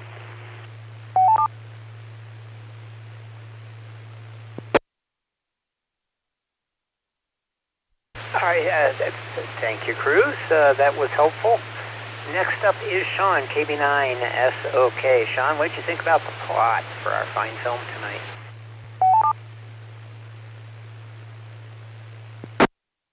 Yeah, this is KB9SOK. Yeah, after you read the review, I thought, we probably don't need a net. You pretty well covered it. As Cruz mentioned, this was really a bunch of stories within the stories. This one I actually did finally take some real notes because I was trying to keep track of what was going on and all the different mini stories. And I agree that this had potential. I don't think the concept was particularly bad. We say that a lot on this net. But the stories were just, they weren't truly tied together particularly well to really tie these people together. And they never really gave us enough back information on any one story to really kind of help. The astronaut might have been the closest one. We at least knew why he was up there. We know, obviously, other than the craziness of he had a backpack that gave him 7 days of air, that seemed a little ridiculous. But the fact that he was stuck up there and he had basically 6 or 7 days to reflect on his coming death that he knew, and basically looking back on his mistakes of his life, which is not an uncommon story. So, obviously, it was all about, regretting how he spent time, or didn't spend time with his daughter. So out of all the stories, that one might have been the actual clearest with a statement. As the title says, this is a warning. Each one of these films is kind of a warning, I think, about technology and where we're going with it. Obviously, the first main story we had was about the godlike, Echo-type device or Siri-type device. I'm kind of surprised this doesn't actually exist. I'm surprised some church hasn't created a church-related type device like this to help you stay on the right path. Every time you screw up, it actually donates money to the church. I can definitely see somebody doing this in the future. But it warns us about being so tied to our devices and trusting them more than our own judgment. So that makes perfect sense. And then the one that they didn't really give us a whole lot of backstory was the robot that ended up getting crushed in the end, destroyed because I guess it was just out of date and couldn't be updated, I guess, and nobody wanted it. And but yet we really don't know why this stuff. Why could it not be updated? Why would you just destroy it? After all, we learned from the first story that this thing is worth millions of dollars. So why would you do that? So that story didn't make a lot of sense. It was just kind of a sad story. And then the stalker, the guy using the virtual reality or the helmet to basically stalk his girlfriend to see what she was doing, which you find out at the end if you watch it all the way through. And then she ultimately finds out about it. But apparently this technology allows you to relive moments from your past, which once again, there's been so many warnings about our virtual environment, going into it and then falling into it so much that you never want to leave it. So once again, this is kind of a story. It's like, would you really want to truly record every memory of your life and be able to play it back and have it feel real? Because you would probably never move forward in life if you did that. So I kind of get where that story was going, but once again, it was none of these stories, they gave you enough backstory about any of these characters or anything, or really what they were trying to point out 100%. So you kind of had to make your own conclusions on some of these, I believe. Then we had the story of the robot or robot people. They never really spelled it out. I do believe they're supposed to be robots that live forever. I don't know if they were humans with robotic technology built into them that allowed them to never age. But obviously he decided that he found a human that he wanted to spend his life with and end his life with, that, he wanted to basically show off his aging. So once again, I don't know if it's a human or a robot. I think it was supposed to be a robot. And obviously the family didn't like that and basically wiped his memory so he would forget everything he learned. I guess I'm not really sure what the warning is about there, other than, I guess, in the future, relationships with robots. With human. Then the body swap story. That one, it seems like it was a weird throw-in. It really didn't seem to tie to, I guess the technology was that you could temporarily take over somebody else's body for 48 hours, and, how crazy would that be? I mean, who would agree to that? I know she did it for money, but still, would you really want somebody controlling your body for 48 hours? Yeah, I don't think so. And I don't see that being much of a warning for future technology, because I just don't see that happening anytime. So, I don't know about that one. But anyway, I had some promise, but unfortunately it just wasn't good in the end. This one definitely deserved, I don't think any deserved 2.5. I think this is closer to 1.5 to 2 stars. So anyway, back to net. This is KV9SOK.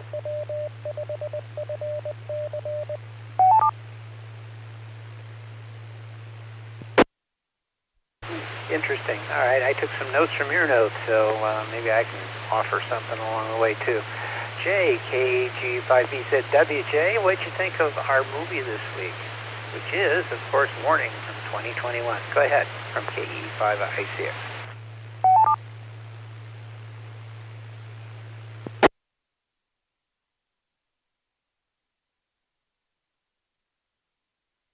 KG5BGW.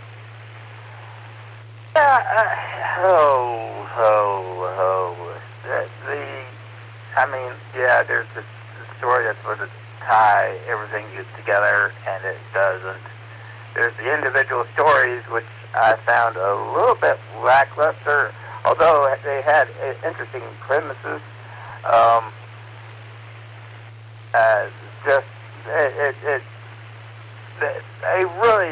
What I watched, it really does. Maybe the Stalker thing was the most full story that made sense.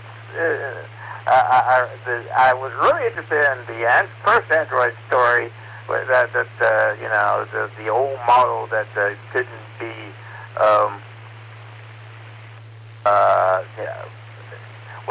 it couldn't be contracted out for service, but that maybe the word's wrong there. Obviously,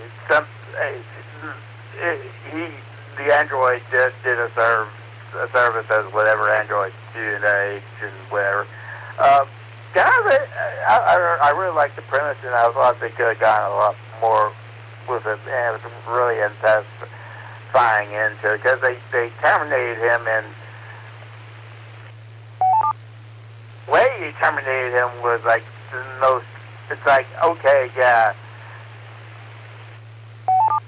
Sure, I can understand determination and whatever, recycle whatever, but crushing? What? It just didn't make any sense. And a lot of the stories I didn't think make any sense. The third story with the Immortals, now that I've heard some other people, it kind of maybe it just ties in with the fourth story where you did the body swap thing, you swap your soul or whatever into a new body, and that's how they live or something. But wait a second, they said it can't be reversed. I'm like, huh? So that is out of the wall, and then of course you got the first story, which kind of contradicts the idea of immortality, because even the androids are not immortal. So I'm like, apparently it's some sort of weird privilege, but also just very super privileged, because apparently that they were getting a service that even ordinary androids couldn't get. So I thought, I don't know, maybe there's a point to that was kind of interesting, and you put it that way, but I don't know, it's still very kind of weird, and just kind of like, what? I just, not really. Just not really enough of a story, I should say. And to finish, since I didn't finish the whole movie, the body swap thing, okay, so yeah, you have to,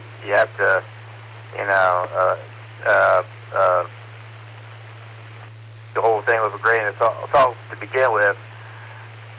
But there's just stuff about the story, it just kept getting more implausible and more implausible, and it's like, okay, you're going to hide the body of your actual body in the room where your hotel room. I've never been in a hotel where they actually have spaces out you can actually see, and it's like, it's pretty clear you can see under those beds too. So what? I don't know. I just had to shut it off. And I was like, no, this is getting just totally stupid.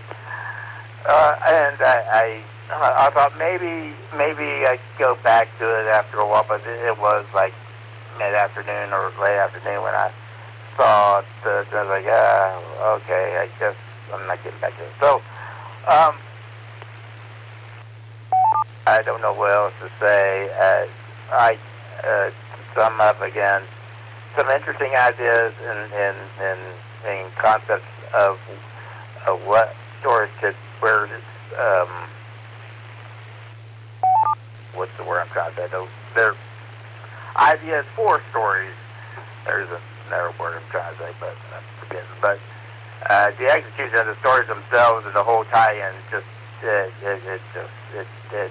did not work out well. And maybe if it would have worked out a little bit better if I gotten to the end, but it wasn't working out for what I had seen. So I don't know if I'm going to see the rest of this or not. And that's all I got. KG5BCW, back to that.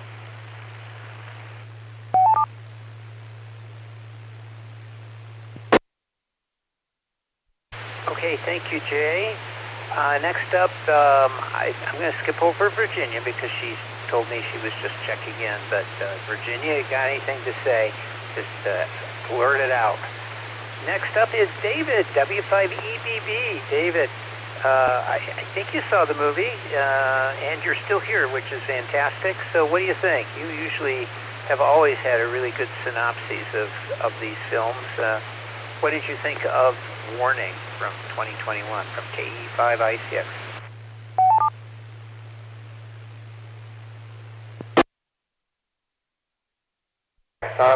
And I must take responsibility for this movie. It wasn't Brenda, it was me.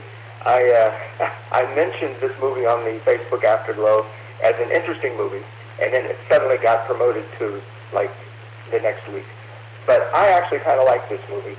And yeah, it's the vignettes the storylines are all different, and they're not interlinked at all, but the themes of all of them are similar, and they relate to humanity basically kind of losing their moral compass and becoming somewhat depraved, and how technology interplays with that and even facilitates it, enables it, or augments it in some way.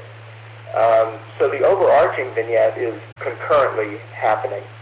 Right at the beginning, we see that the value of a human or an android are both expressed coldly in dollars, David being a low-level maintenance tech at worth $500,000 versus $40 million for an android. So even though it's a high-risk job, it makes sense to put a human out there, not an android. And once the satellite electrifies and he's blown off into space, David is asking God, why is he being singled out? Why me? And he gets into a little bit of a argument with God, somewhat like Job, perhaps, like a test maybe. The first vignette was kind of light initially. Charlie at the android shelter, just like a pet shelter. And if you note, the young blonde lady who turned down Charlie was actually from that upper-class Eternal Life family in the later vignette. And she only wanted an android as a servant. She didn't want a companion. And Charlie just wasn't a good fit. But he was somewhat likable. He was a stray. He was unwanted, old technology, awkward. But in the end, not useful. So he was disposable. And Brian, the person who's running the shelter, cries when he has to finally throw the switch. And it's an emotional moment. But then when you think about it, should it be? After all, Charlie is just a machine, not a beloved pet. And it makes me wonder, how many of our old tech devices now useless do we still keep? Because we have an emotional attachment or memories attached to it in some way, when we should just throw it away. The God 2.0 was kind of lighthearted too, although still the themes are kind of heavy. God being replaced with a pyramidal piece of black plastic with interactive voice features, effectively an idol. And Claire DeLary routinely requires her daily inspirational quote and requires it like a cup of coffee in the morning from her all-hearing, soon-to-be all-seeing Alexa-y Siri-ish device. And once Claire receives the new God 2.0 with visual technology and internal battery, she can't deal with the complete omnipresence, so she throws it out the window. Her monthly fees for excess sins would probably have been higher than my summertime water bill. But the theme also is, we feed the machines, but, the people are secondary, and venial sins count. And a couple of the light, funny parts were when she asked, what what are her blessings? What does she have? And the machine replies, your wallpaper. The Holy Genius bar, obviously a dig on Apple. And she's unable to pray manually because she requires the gratification of the immediate feedback. And just as we're attached to our devices, our tablets and phones and all that. Shadow Walker was the vignette with Ben and Anna. Obviously, this is an indication that some people would prefer to live in like a virtual world with memory playback instead of the real world. And the manual equivalent would be to continually ruminate on the past instead of living in the present. It was a good use of a taser by Anna, but not much sport involved from such a short range. The Eternal Family, that was an eerie one. It's a similar theme as Gattaca, where your social rank and career opportunities are constrained by genetics. But here, your social tier group defines whether you have access to eugenics and immortality. And while you may have been created equal, class differences will make you unequal and incompatible. And we see a recurring image is flowers in a terrarium. You see it there, and you also see it in Claire's apartment. Flowers in a terrarium, and you see bugs on it. So, like, that's where the life is, and yet that's not being paid attention to. Second Skin is definitely the most disturbing vignette. Pay-per-day, voluntary human rental with a biotechnical neural interface and control, complemented by dangerous recreational pharmacology. No moral constraints, just a consensual business transaction. It's an extreme case of if you build it, they will come. Technology and medicine combined has been a mechanism for providing the product and service, and the online marketplace enables the supply and demand for it. Again, what's the value of life? And black goo. Black goo. Black goo in Shadow Walker, black goo in Second Skin. What's that about? And back to David in Space, and spoiler alert, Comet Florence apparently breaks up into, as it impacts Earth, end of days, launched by the nebulous electrified V'ger cloud. Was it God creating a new heaven or a new earth, or was it just another periodic or random mass extinction event? Now, the overall movie theme is apocalypse due to humans behaving badly, and that's the warning, I think, humans behaving badly. Similar to Ridley Scott's Prometheus, in which the engineers hated humanity when they created on Earth, and decided to destroy them. For similar reasons in this movie, humans no longer seek God, have no respect for life except their own, and idolize their own technological creation. I think it was heady stuff, a pretty good movie, and well worth the price of admission. W5 EBB.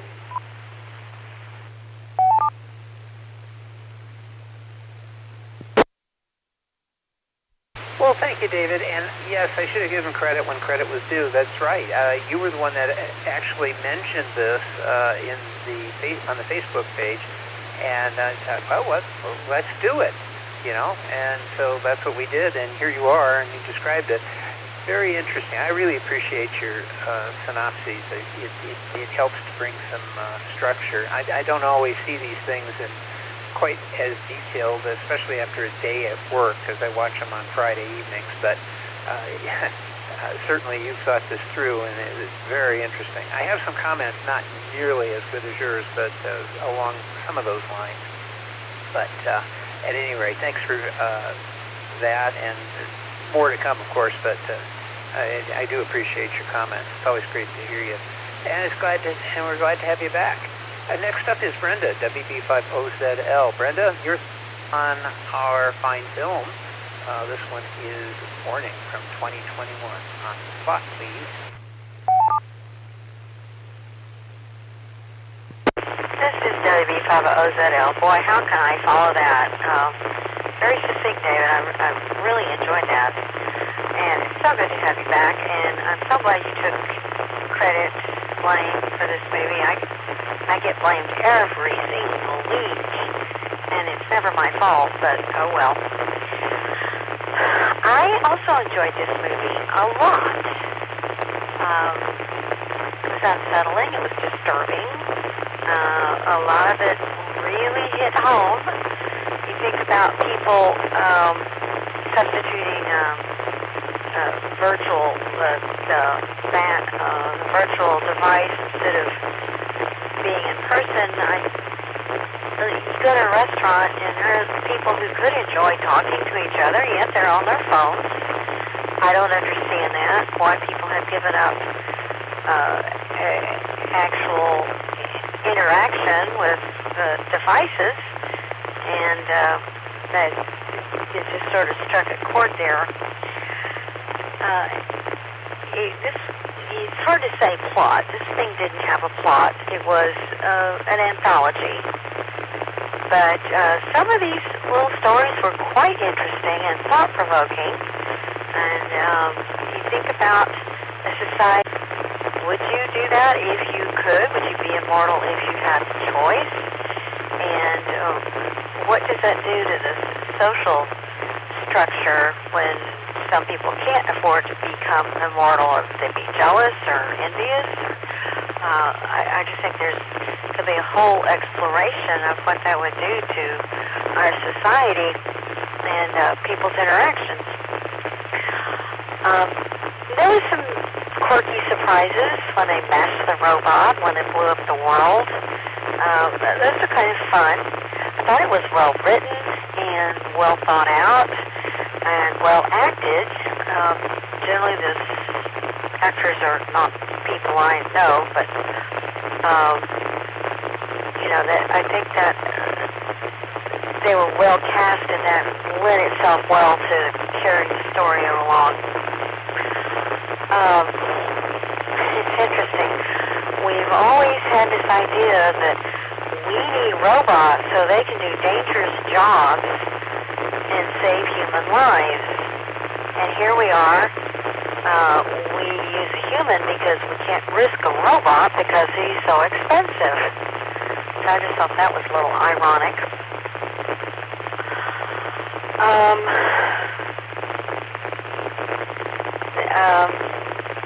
Yeah, it was disturbing, but probably that's a good thing, that we should,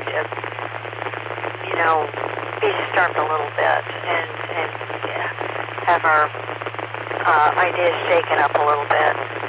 So the fact that it was thought-provoking was interesting to me, and I thought a lot about it today. So I guess that's a good thing. Back to that, WB10ZL.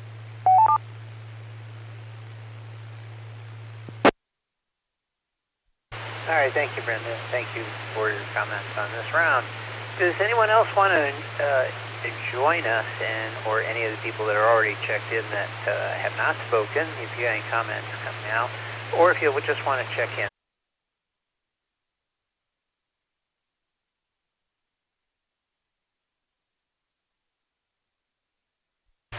Okay, hearing none, I'll go ahead and make my comments. I'm probably not, there's no way I could even come close to David's analysis, because he paid rapt attention, knows the characters' names and the interactions and the stories to the letter, as well as the discrete interplay or interjection of each of the stories over a period of time, which is quite remarkable. That I could not do. But some of the things I did want to talk about was, first off, the stories themselves are well established tropes within science fiction. I mean, all of these things have had some sort of storylines or treatments in the past in exactly those ways. The abandoned astronaut, we got Maroon, and contemplating what happens next. There's other stories like that. We've had the androids that are almost human. Bicentennial Man is an example of that. We've had the almost human thing, which is another. That was a series, by the way, with that the same sort of thing with the androids. Body swap, that's been done in comedies. We've had several films that have had that. So we've had that as something. Both comedy and seriousness. And let me see, the virtual reality, we had, what was it, Storm, I can't think of it right now. But at any rate, all of those have been done. Now, the format that it has, and we mentioned it, Dark Mirror, I believe is the series, or Twilight Zone, or any of a number of anthology series where these short story treatments have been done, but they've always had some sort of a twist ending. There's always been something that we're going down this particular path, and then we suddenly sidestep it into something else. And I didn't see that here. I think we left these scenes right at a time when maybe there could have been something other than what would have happened. Example might be, let's say, the God 2.0. What would happen if, say, that person comes back and so dependent on that, and we find that it's a failure of God 2.0 for a lot of people all of a sudden. Maybe the first time it's just her, and then the next time it's everybody, and they go out into the streets looking for direction, and the world kind of collapses in on itself because God 2.0 failed, much like, Facebook might fail on a particular day. What would happen at the very end? What would be the reaction? And that, I think, would have made for an interesting twist ending.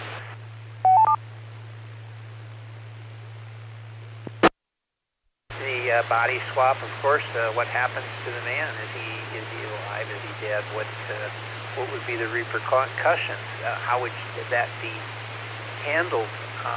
I don't know. It was kind of left open-ended. Is she dead? I guess. Maybe. I don't know. And the ethical considerations, which David did bring out, I thought would have been very interesting. The astronaut, and I guess seeing God at the end. Did he see God? Was he imagining it? There could have been something there, I suppose. It had that 2001 open end, which was okay.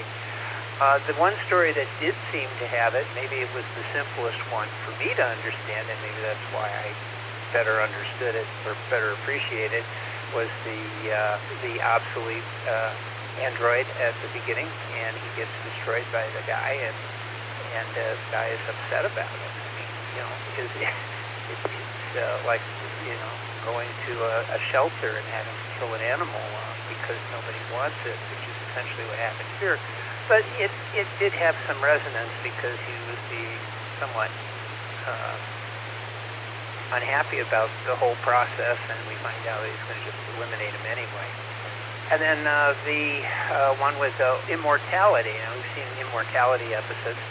What would be, and I was talking to Brenda about this last night after the movie, well, I think it was this morning, I don't know, but at any rate, we were talking about it sometime today, and say, what is immortality? Well, the thing about it is that the longer you live, the more likely you're going to have an accident or a breakdown. If it's a robot, it's going to be an accident, it's going to be a breakdown. If it's a human somehow and they stay alive, it's going to be an accident.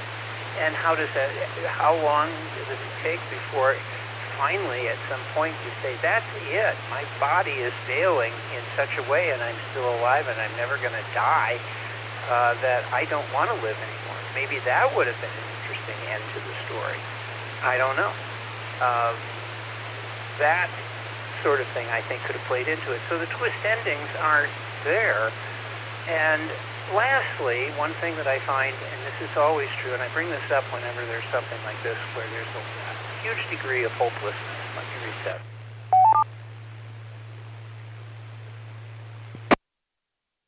The best stories, science fiction or not, come from your main characters, and I know we had a large cast of characters in this one, but your main characters end up learning something. They evolve, or they de-evolve.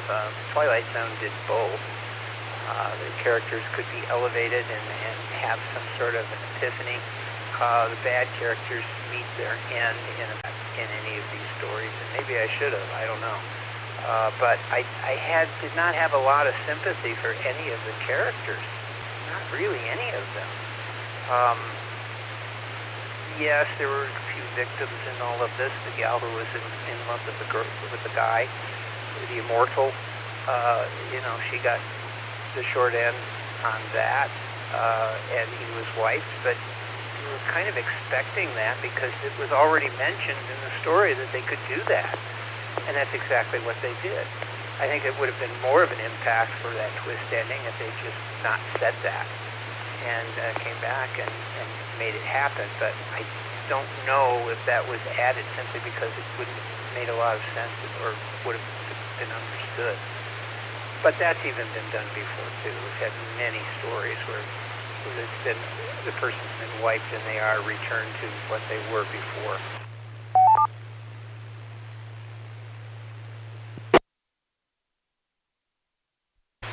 Virtual environment, I thought that was kind of interesting.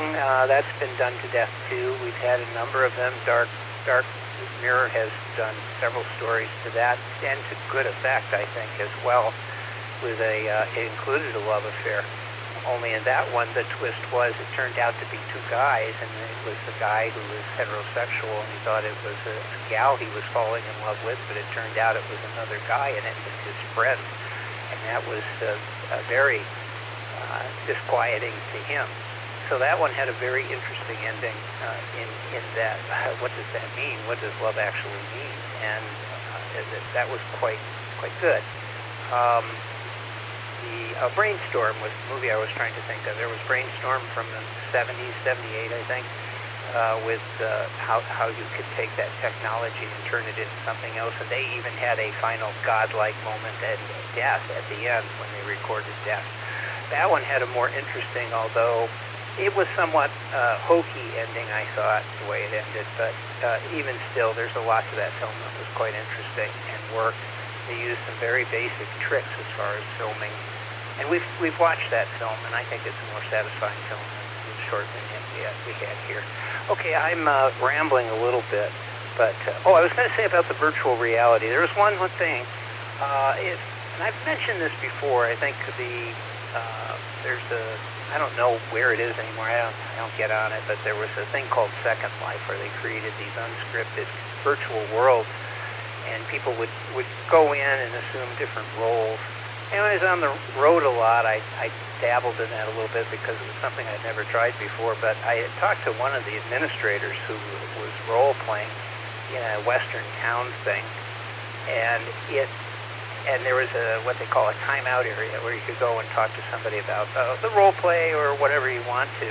And the guy was burned out from doing the role play. I thought, that's not healthy. I mean, you're doing all of this and he wanted to see it go in a particular direction, and he never felt that anybody was taking it seriously enough to his satisfaction. Even though they had done a fairly good job on the role play part, I thought that I wasn't serious about it like he was. And so,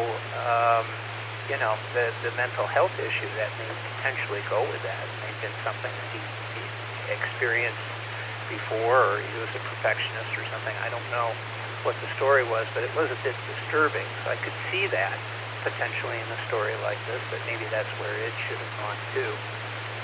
I don't know. All of them lacked a certain personal element that I was potentially looking for with that twist ending, that I could say, hey, I learned something from this, and this is, besides just a warning, a way out, perhaps, is what I'm looking for. I don't know. So with that very long and confusing diatribe, I'm going to stop now, and we'll go to the top of the list. We had a ton of characters in this, so I don't know what everybody's going to do with the bazillion characters, but I'll start with Bill, W5BLT. Bill, this is probably the largest cast we've ever had for a movie, so you tell me what you want to say about the cast and acting in the film from KE5ICX. Okay, well, first of all, as always, I always appreciate everybody's feedback.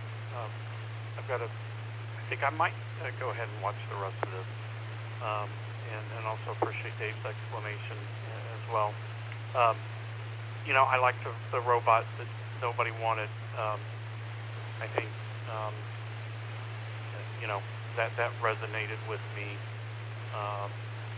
and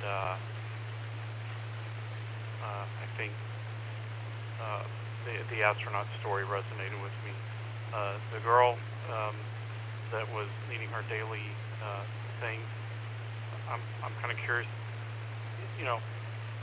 maybe how that turns out. Unfortunately, I'm probably not going to like the robot ending, obviously. But those probably were the three characters that I picked up on the most, and the one that I liked and thought that did the best job was the robot, the android that nobody wanted, so that's kind of what I was drawn to probably initially, and of course I did think that the whole thing of how much is a human worth, compared to the android, was interesting as well. But yeah, I think for me, Charlie was maybe the main character. I don't think the actors did a bad job here in the characters.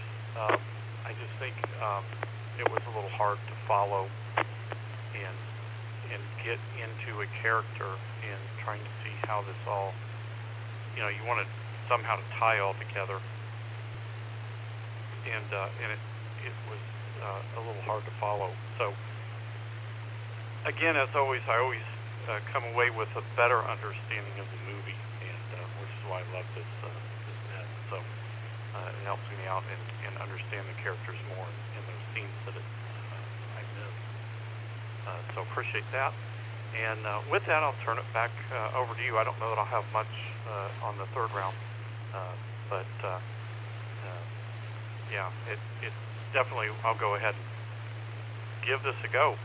W5BLT, back to net control.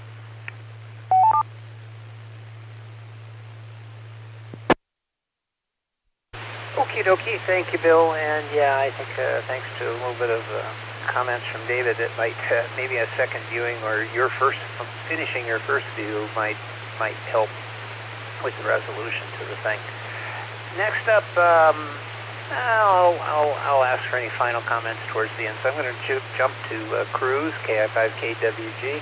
Cruz, what did you think of characterization? We had about a dozen characters in here who are all pretty much major characters. What did you think from KE5ICX?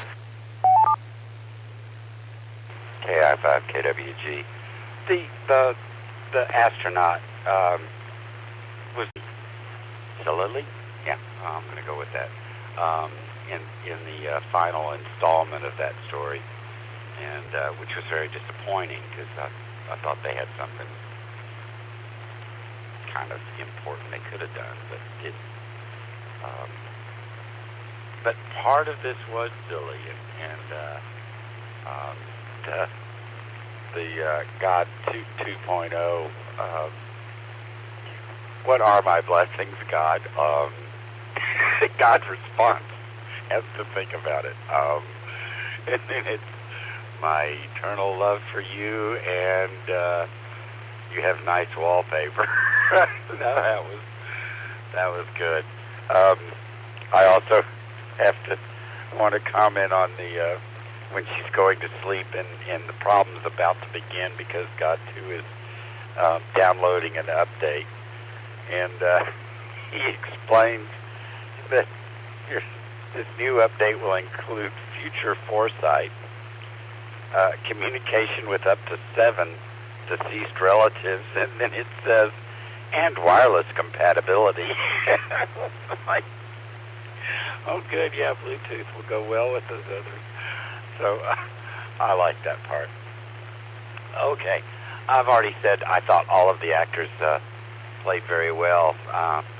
Casting director, mild slap to the wrist for having every single male, as far as I could tell, look just like every other male in the film. I couldn't keep the characters separate, and but everybody did their parts very, very well, very, very believably, and as appropriate for the character anyway. And so that part was well done. I can't top what others have said, but I did enjoy those observations I wanted to share. KI5KWG, back to net.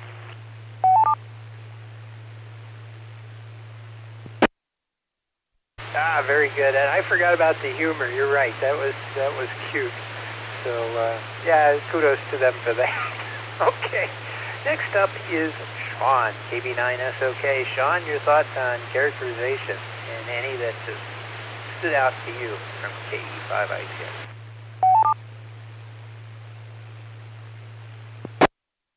Yeah, this is KB9S. Okay. Yeah, crazy. I forgot about that too, to mention that, because it was probably one of the better parts of this movie, because it was kind of comical. That reminds me about the ending scene. I had to laugh at that too. You know, after the Earth had been destroyed, and God finally talks to the astronaut, and says, "Yeah, I've been busy." Of course, he's not busy now because he destroyed everything, and then the astronaut's like, "Really? Now you talk to me?" So yeah, I thought that was kind of funny. It's like, okay, that was kind of an interesting ending. It's like, at that point, what's the point? Yeah, no, I agree with what people said about that. I think the acting was decent. I think that was one of the better parts about this film, to be honest. I do think that the acting was good. A lot of times in these movies like this, the acting's not so good, but I do think the acting was quite good in this. And yeah, I'm not going to do a play-by-play with each character and break it down. Those that are much better at it than I. So, but I'll just say I still stick by the original thoughts that I had, and I think this, once again, I think this had a lot of potential. You know, like I already said, all these stories have been done someplace else and done better, to be quite honest. They just, you know, as you said, Tom, there's just something missing with each story. Just there was no real satisfaction or enough information, once again, to truly enjoy it. I get where they were going with each story, but it's just like, it was just, yeah, it just felt like something was missing with it. So unfortunately for me, it was just kind of, you know, disappointing in that, and it's definitely not something I would watch again just because of that. Even though, like I said, I think it was a good idea what they're getting at. And even one thing I kind of going back to is, like, they almost started to, like, they thought about tying everything together with some kind of connection, as was mentioned earlier about the you know, the well-off family going there to buy robots, and that kind of tied in that story. And then the lady that had the God 2.0, she lived across from the astronaut's daughter, which we've seen, you know, on and off. So it's like they tied a couple of stories together a little bit, you know, like those couple of degrees of separation kind of deal, but then they didn't do that with the rest. But interesting idea. I just feel that they fell a little short. Anyway, back to net, KB9S, okay.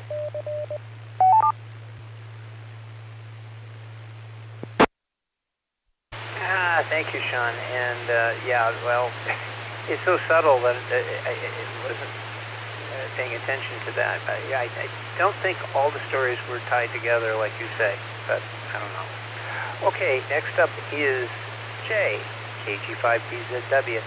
Jay, what'd you think of characterization? And any particular standouts you want to tell us about? Go ahead, from KE5ICX.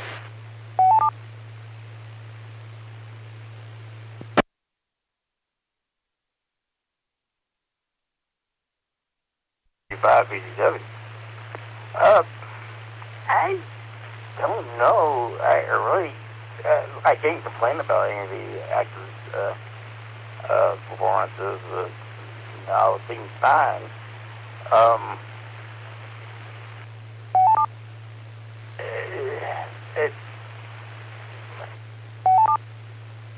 I like what they were going for with the elder android, who was just, there was a charm to him, but he was also just a little bit creepy too. But it like, it was just enough charm to realize that the creepiness might be from just, you know, not quite being with the times. It's not necessarily, you know, just, you know, well, I don't know how to put it better, just, if there's a better way to put it, not really, gosh, because it's, oh, yeah, I don't know, there's certain ways of thinking that, you know, everybody just grows up with, and it affects everything from moral to other perspectives. And I thought they hinted that I don't know, maybe I'm just reading a lot more into it, the performance there, than what was actually given. But I kind of got that that feeling from him. A lot of these stories, I already said, I was like, I just didn't feel like they were fledged enough as much as they could have been, and really, I realize this is an anthology film, and they don't have time for really everything, but it's like, again, back to the ideas are good enough for exploration on their own, but it's almost like you need to have certain ideas that are just really, nice, interesting tidbits. Like, I don't know, obviously writers have been writing short stories forever. Sometimes, maybe there's or anything. It's just there's potential and not. It didn't feel complete. A short story feels complete, and it's not the actor's fault that these things didn't feel complete to me. It's just the story themselves. But anyway, when I say complete, that doesn't mean that there aren't loose ends.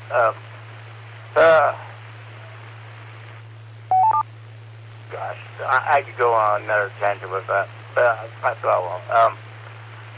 Other than Astronaut was interesting. I've actually been convinced by this net that I think I do want to watch the rest of this film, even though, gosh, that was such a cringy story.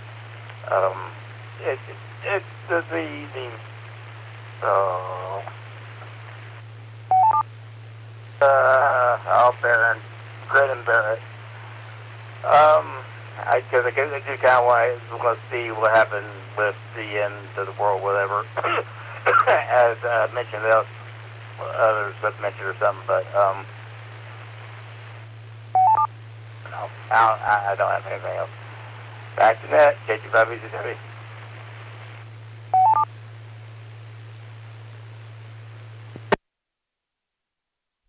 Okie-doke, thank you, Jay. And David, back to you, W5EBB. We're talking characterization and the acting, so please go ahead from KE5I6.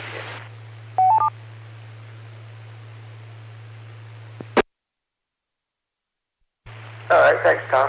I don't have too much to say about the characters. They pretty much just were almost uniformly minor characters, except for David.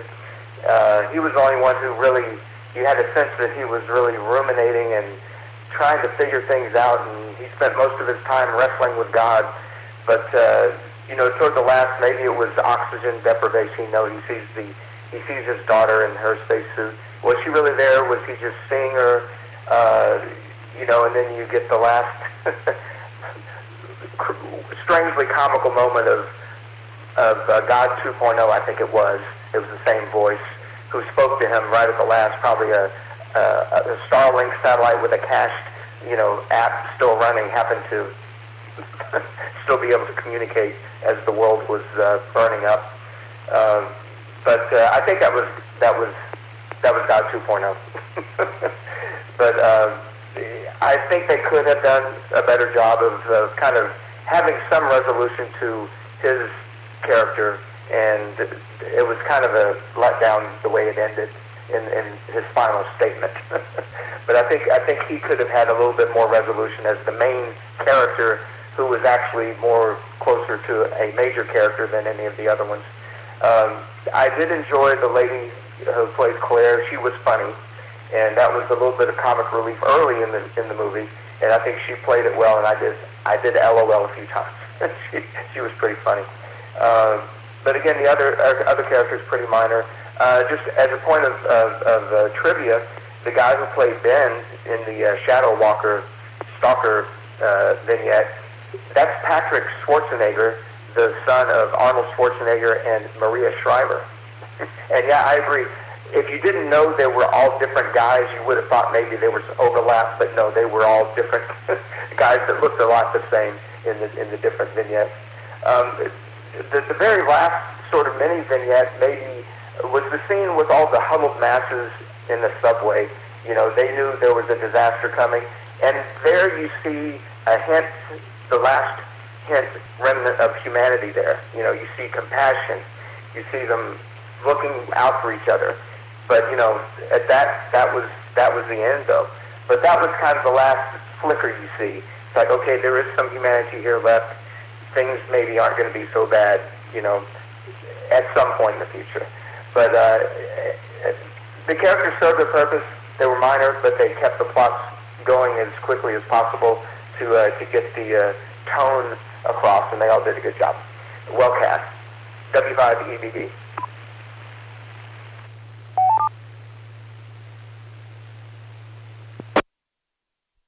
Okey-doke. Thank you, David. And finally, Brenda, WB5OZL. Brenda, your thoughts on characterization from KE5ICX. This is WB5OZL. I think most of the characters are spot on and kind of unusual, some of them. The robot that didn't get adopted, he was hysterical. And the voice of God 2.0, that was hysterical also. A lot of quirkiness here. You did get a sense with a lot of these, you know, it's just a vignette. There's no plot, there's no beginning and end, just a snapshot out of this person's life. And so you're not really sure where they came from, what they learned, what happened to them. And you feel like would like to know what happened next or what became of these people. So I don't know if that's a good or bad thing. It's intriguing, and but it does give you something to think about. I agree. The men all looked alike, but I often have this problem in movies where it's such a homogeneous cast. It's hard to tell them apart, and especially if they're all in uniform or all pretty much dressed the same. I just thought it was my problem. So,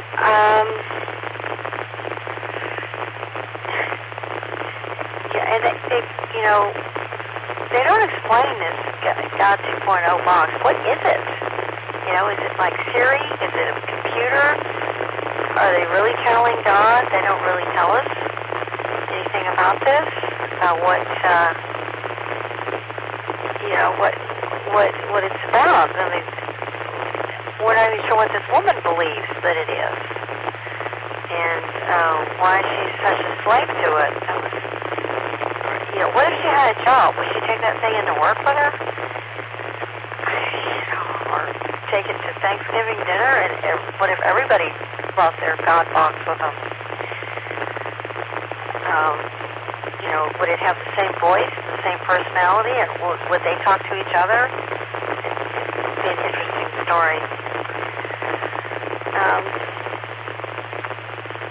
Well, that's about all I have to say on this. Back to Net, WB50ZL.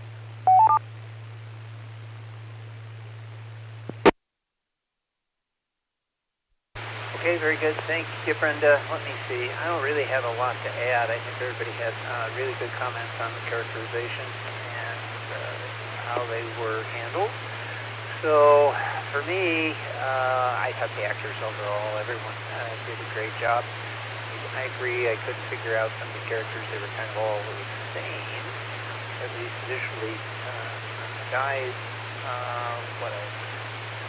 I don't know. I guess I don't really have a lot. Again, the characters to me weren't all that sympathetic, so I don't have a lot of memory or recollection of that. Okay, well, let's see, it's 11:44.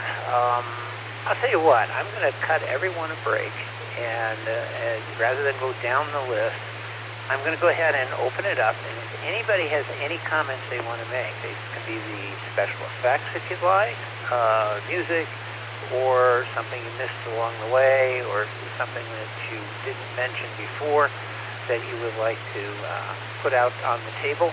then I'm going to allow you to do that right now. So if you come with your call sign, I'll take in the order that I get you. So if you got additional comments on this third round, then please come with your call now.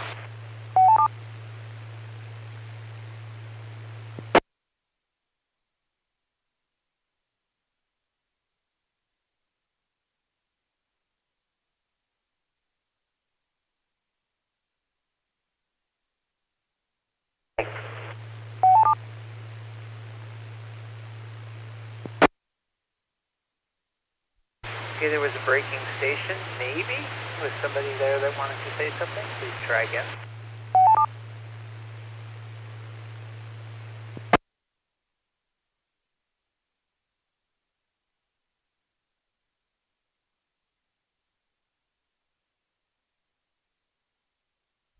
All right, I thought that might be the case because I think we pretty much talked this subject through completely. So give me a second here. I'll tell you what next week's movie is because I've forgotten. Please stand by.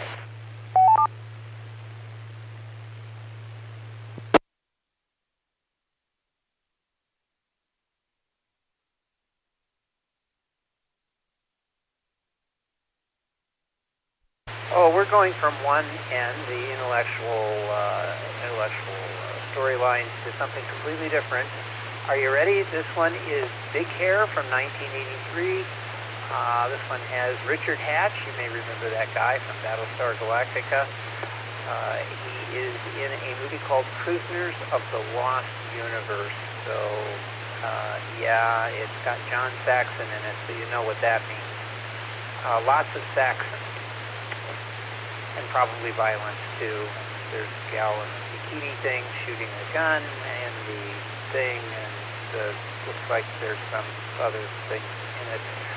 I don't know if this was a made-for-TV movie, but at any rate, let me see, I think I wrote something on it. Hang on here, I'll tell you. Oh, maybe I didn't. I thought I had. Huh. All right, never mind. I thought I had something on this, but I guess I didn't write a synopsis on it. So it's Prisoners of the Lost Universe from 1983. That'll be next week's movie. You get all this information if you go to the Afterglow movie on Facebook. That's 2 words, Afterglow and movie. Or just wait for tomorrow morning and I will send out the movie links. This one's on Tubi TV, so you'll love it. 4.3 box with faded VHS picture. You'll love it. So with that, I'm going to say 7-3 to everybody, and thanks. Good discussion, as always, and it was a lot of fun. We'll catch you next time. This is KE5ICX. Clear.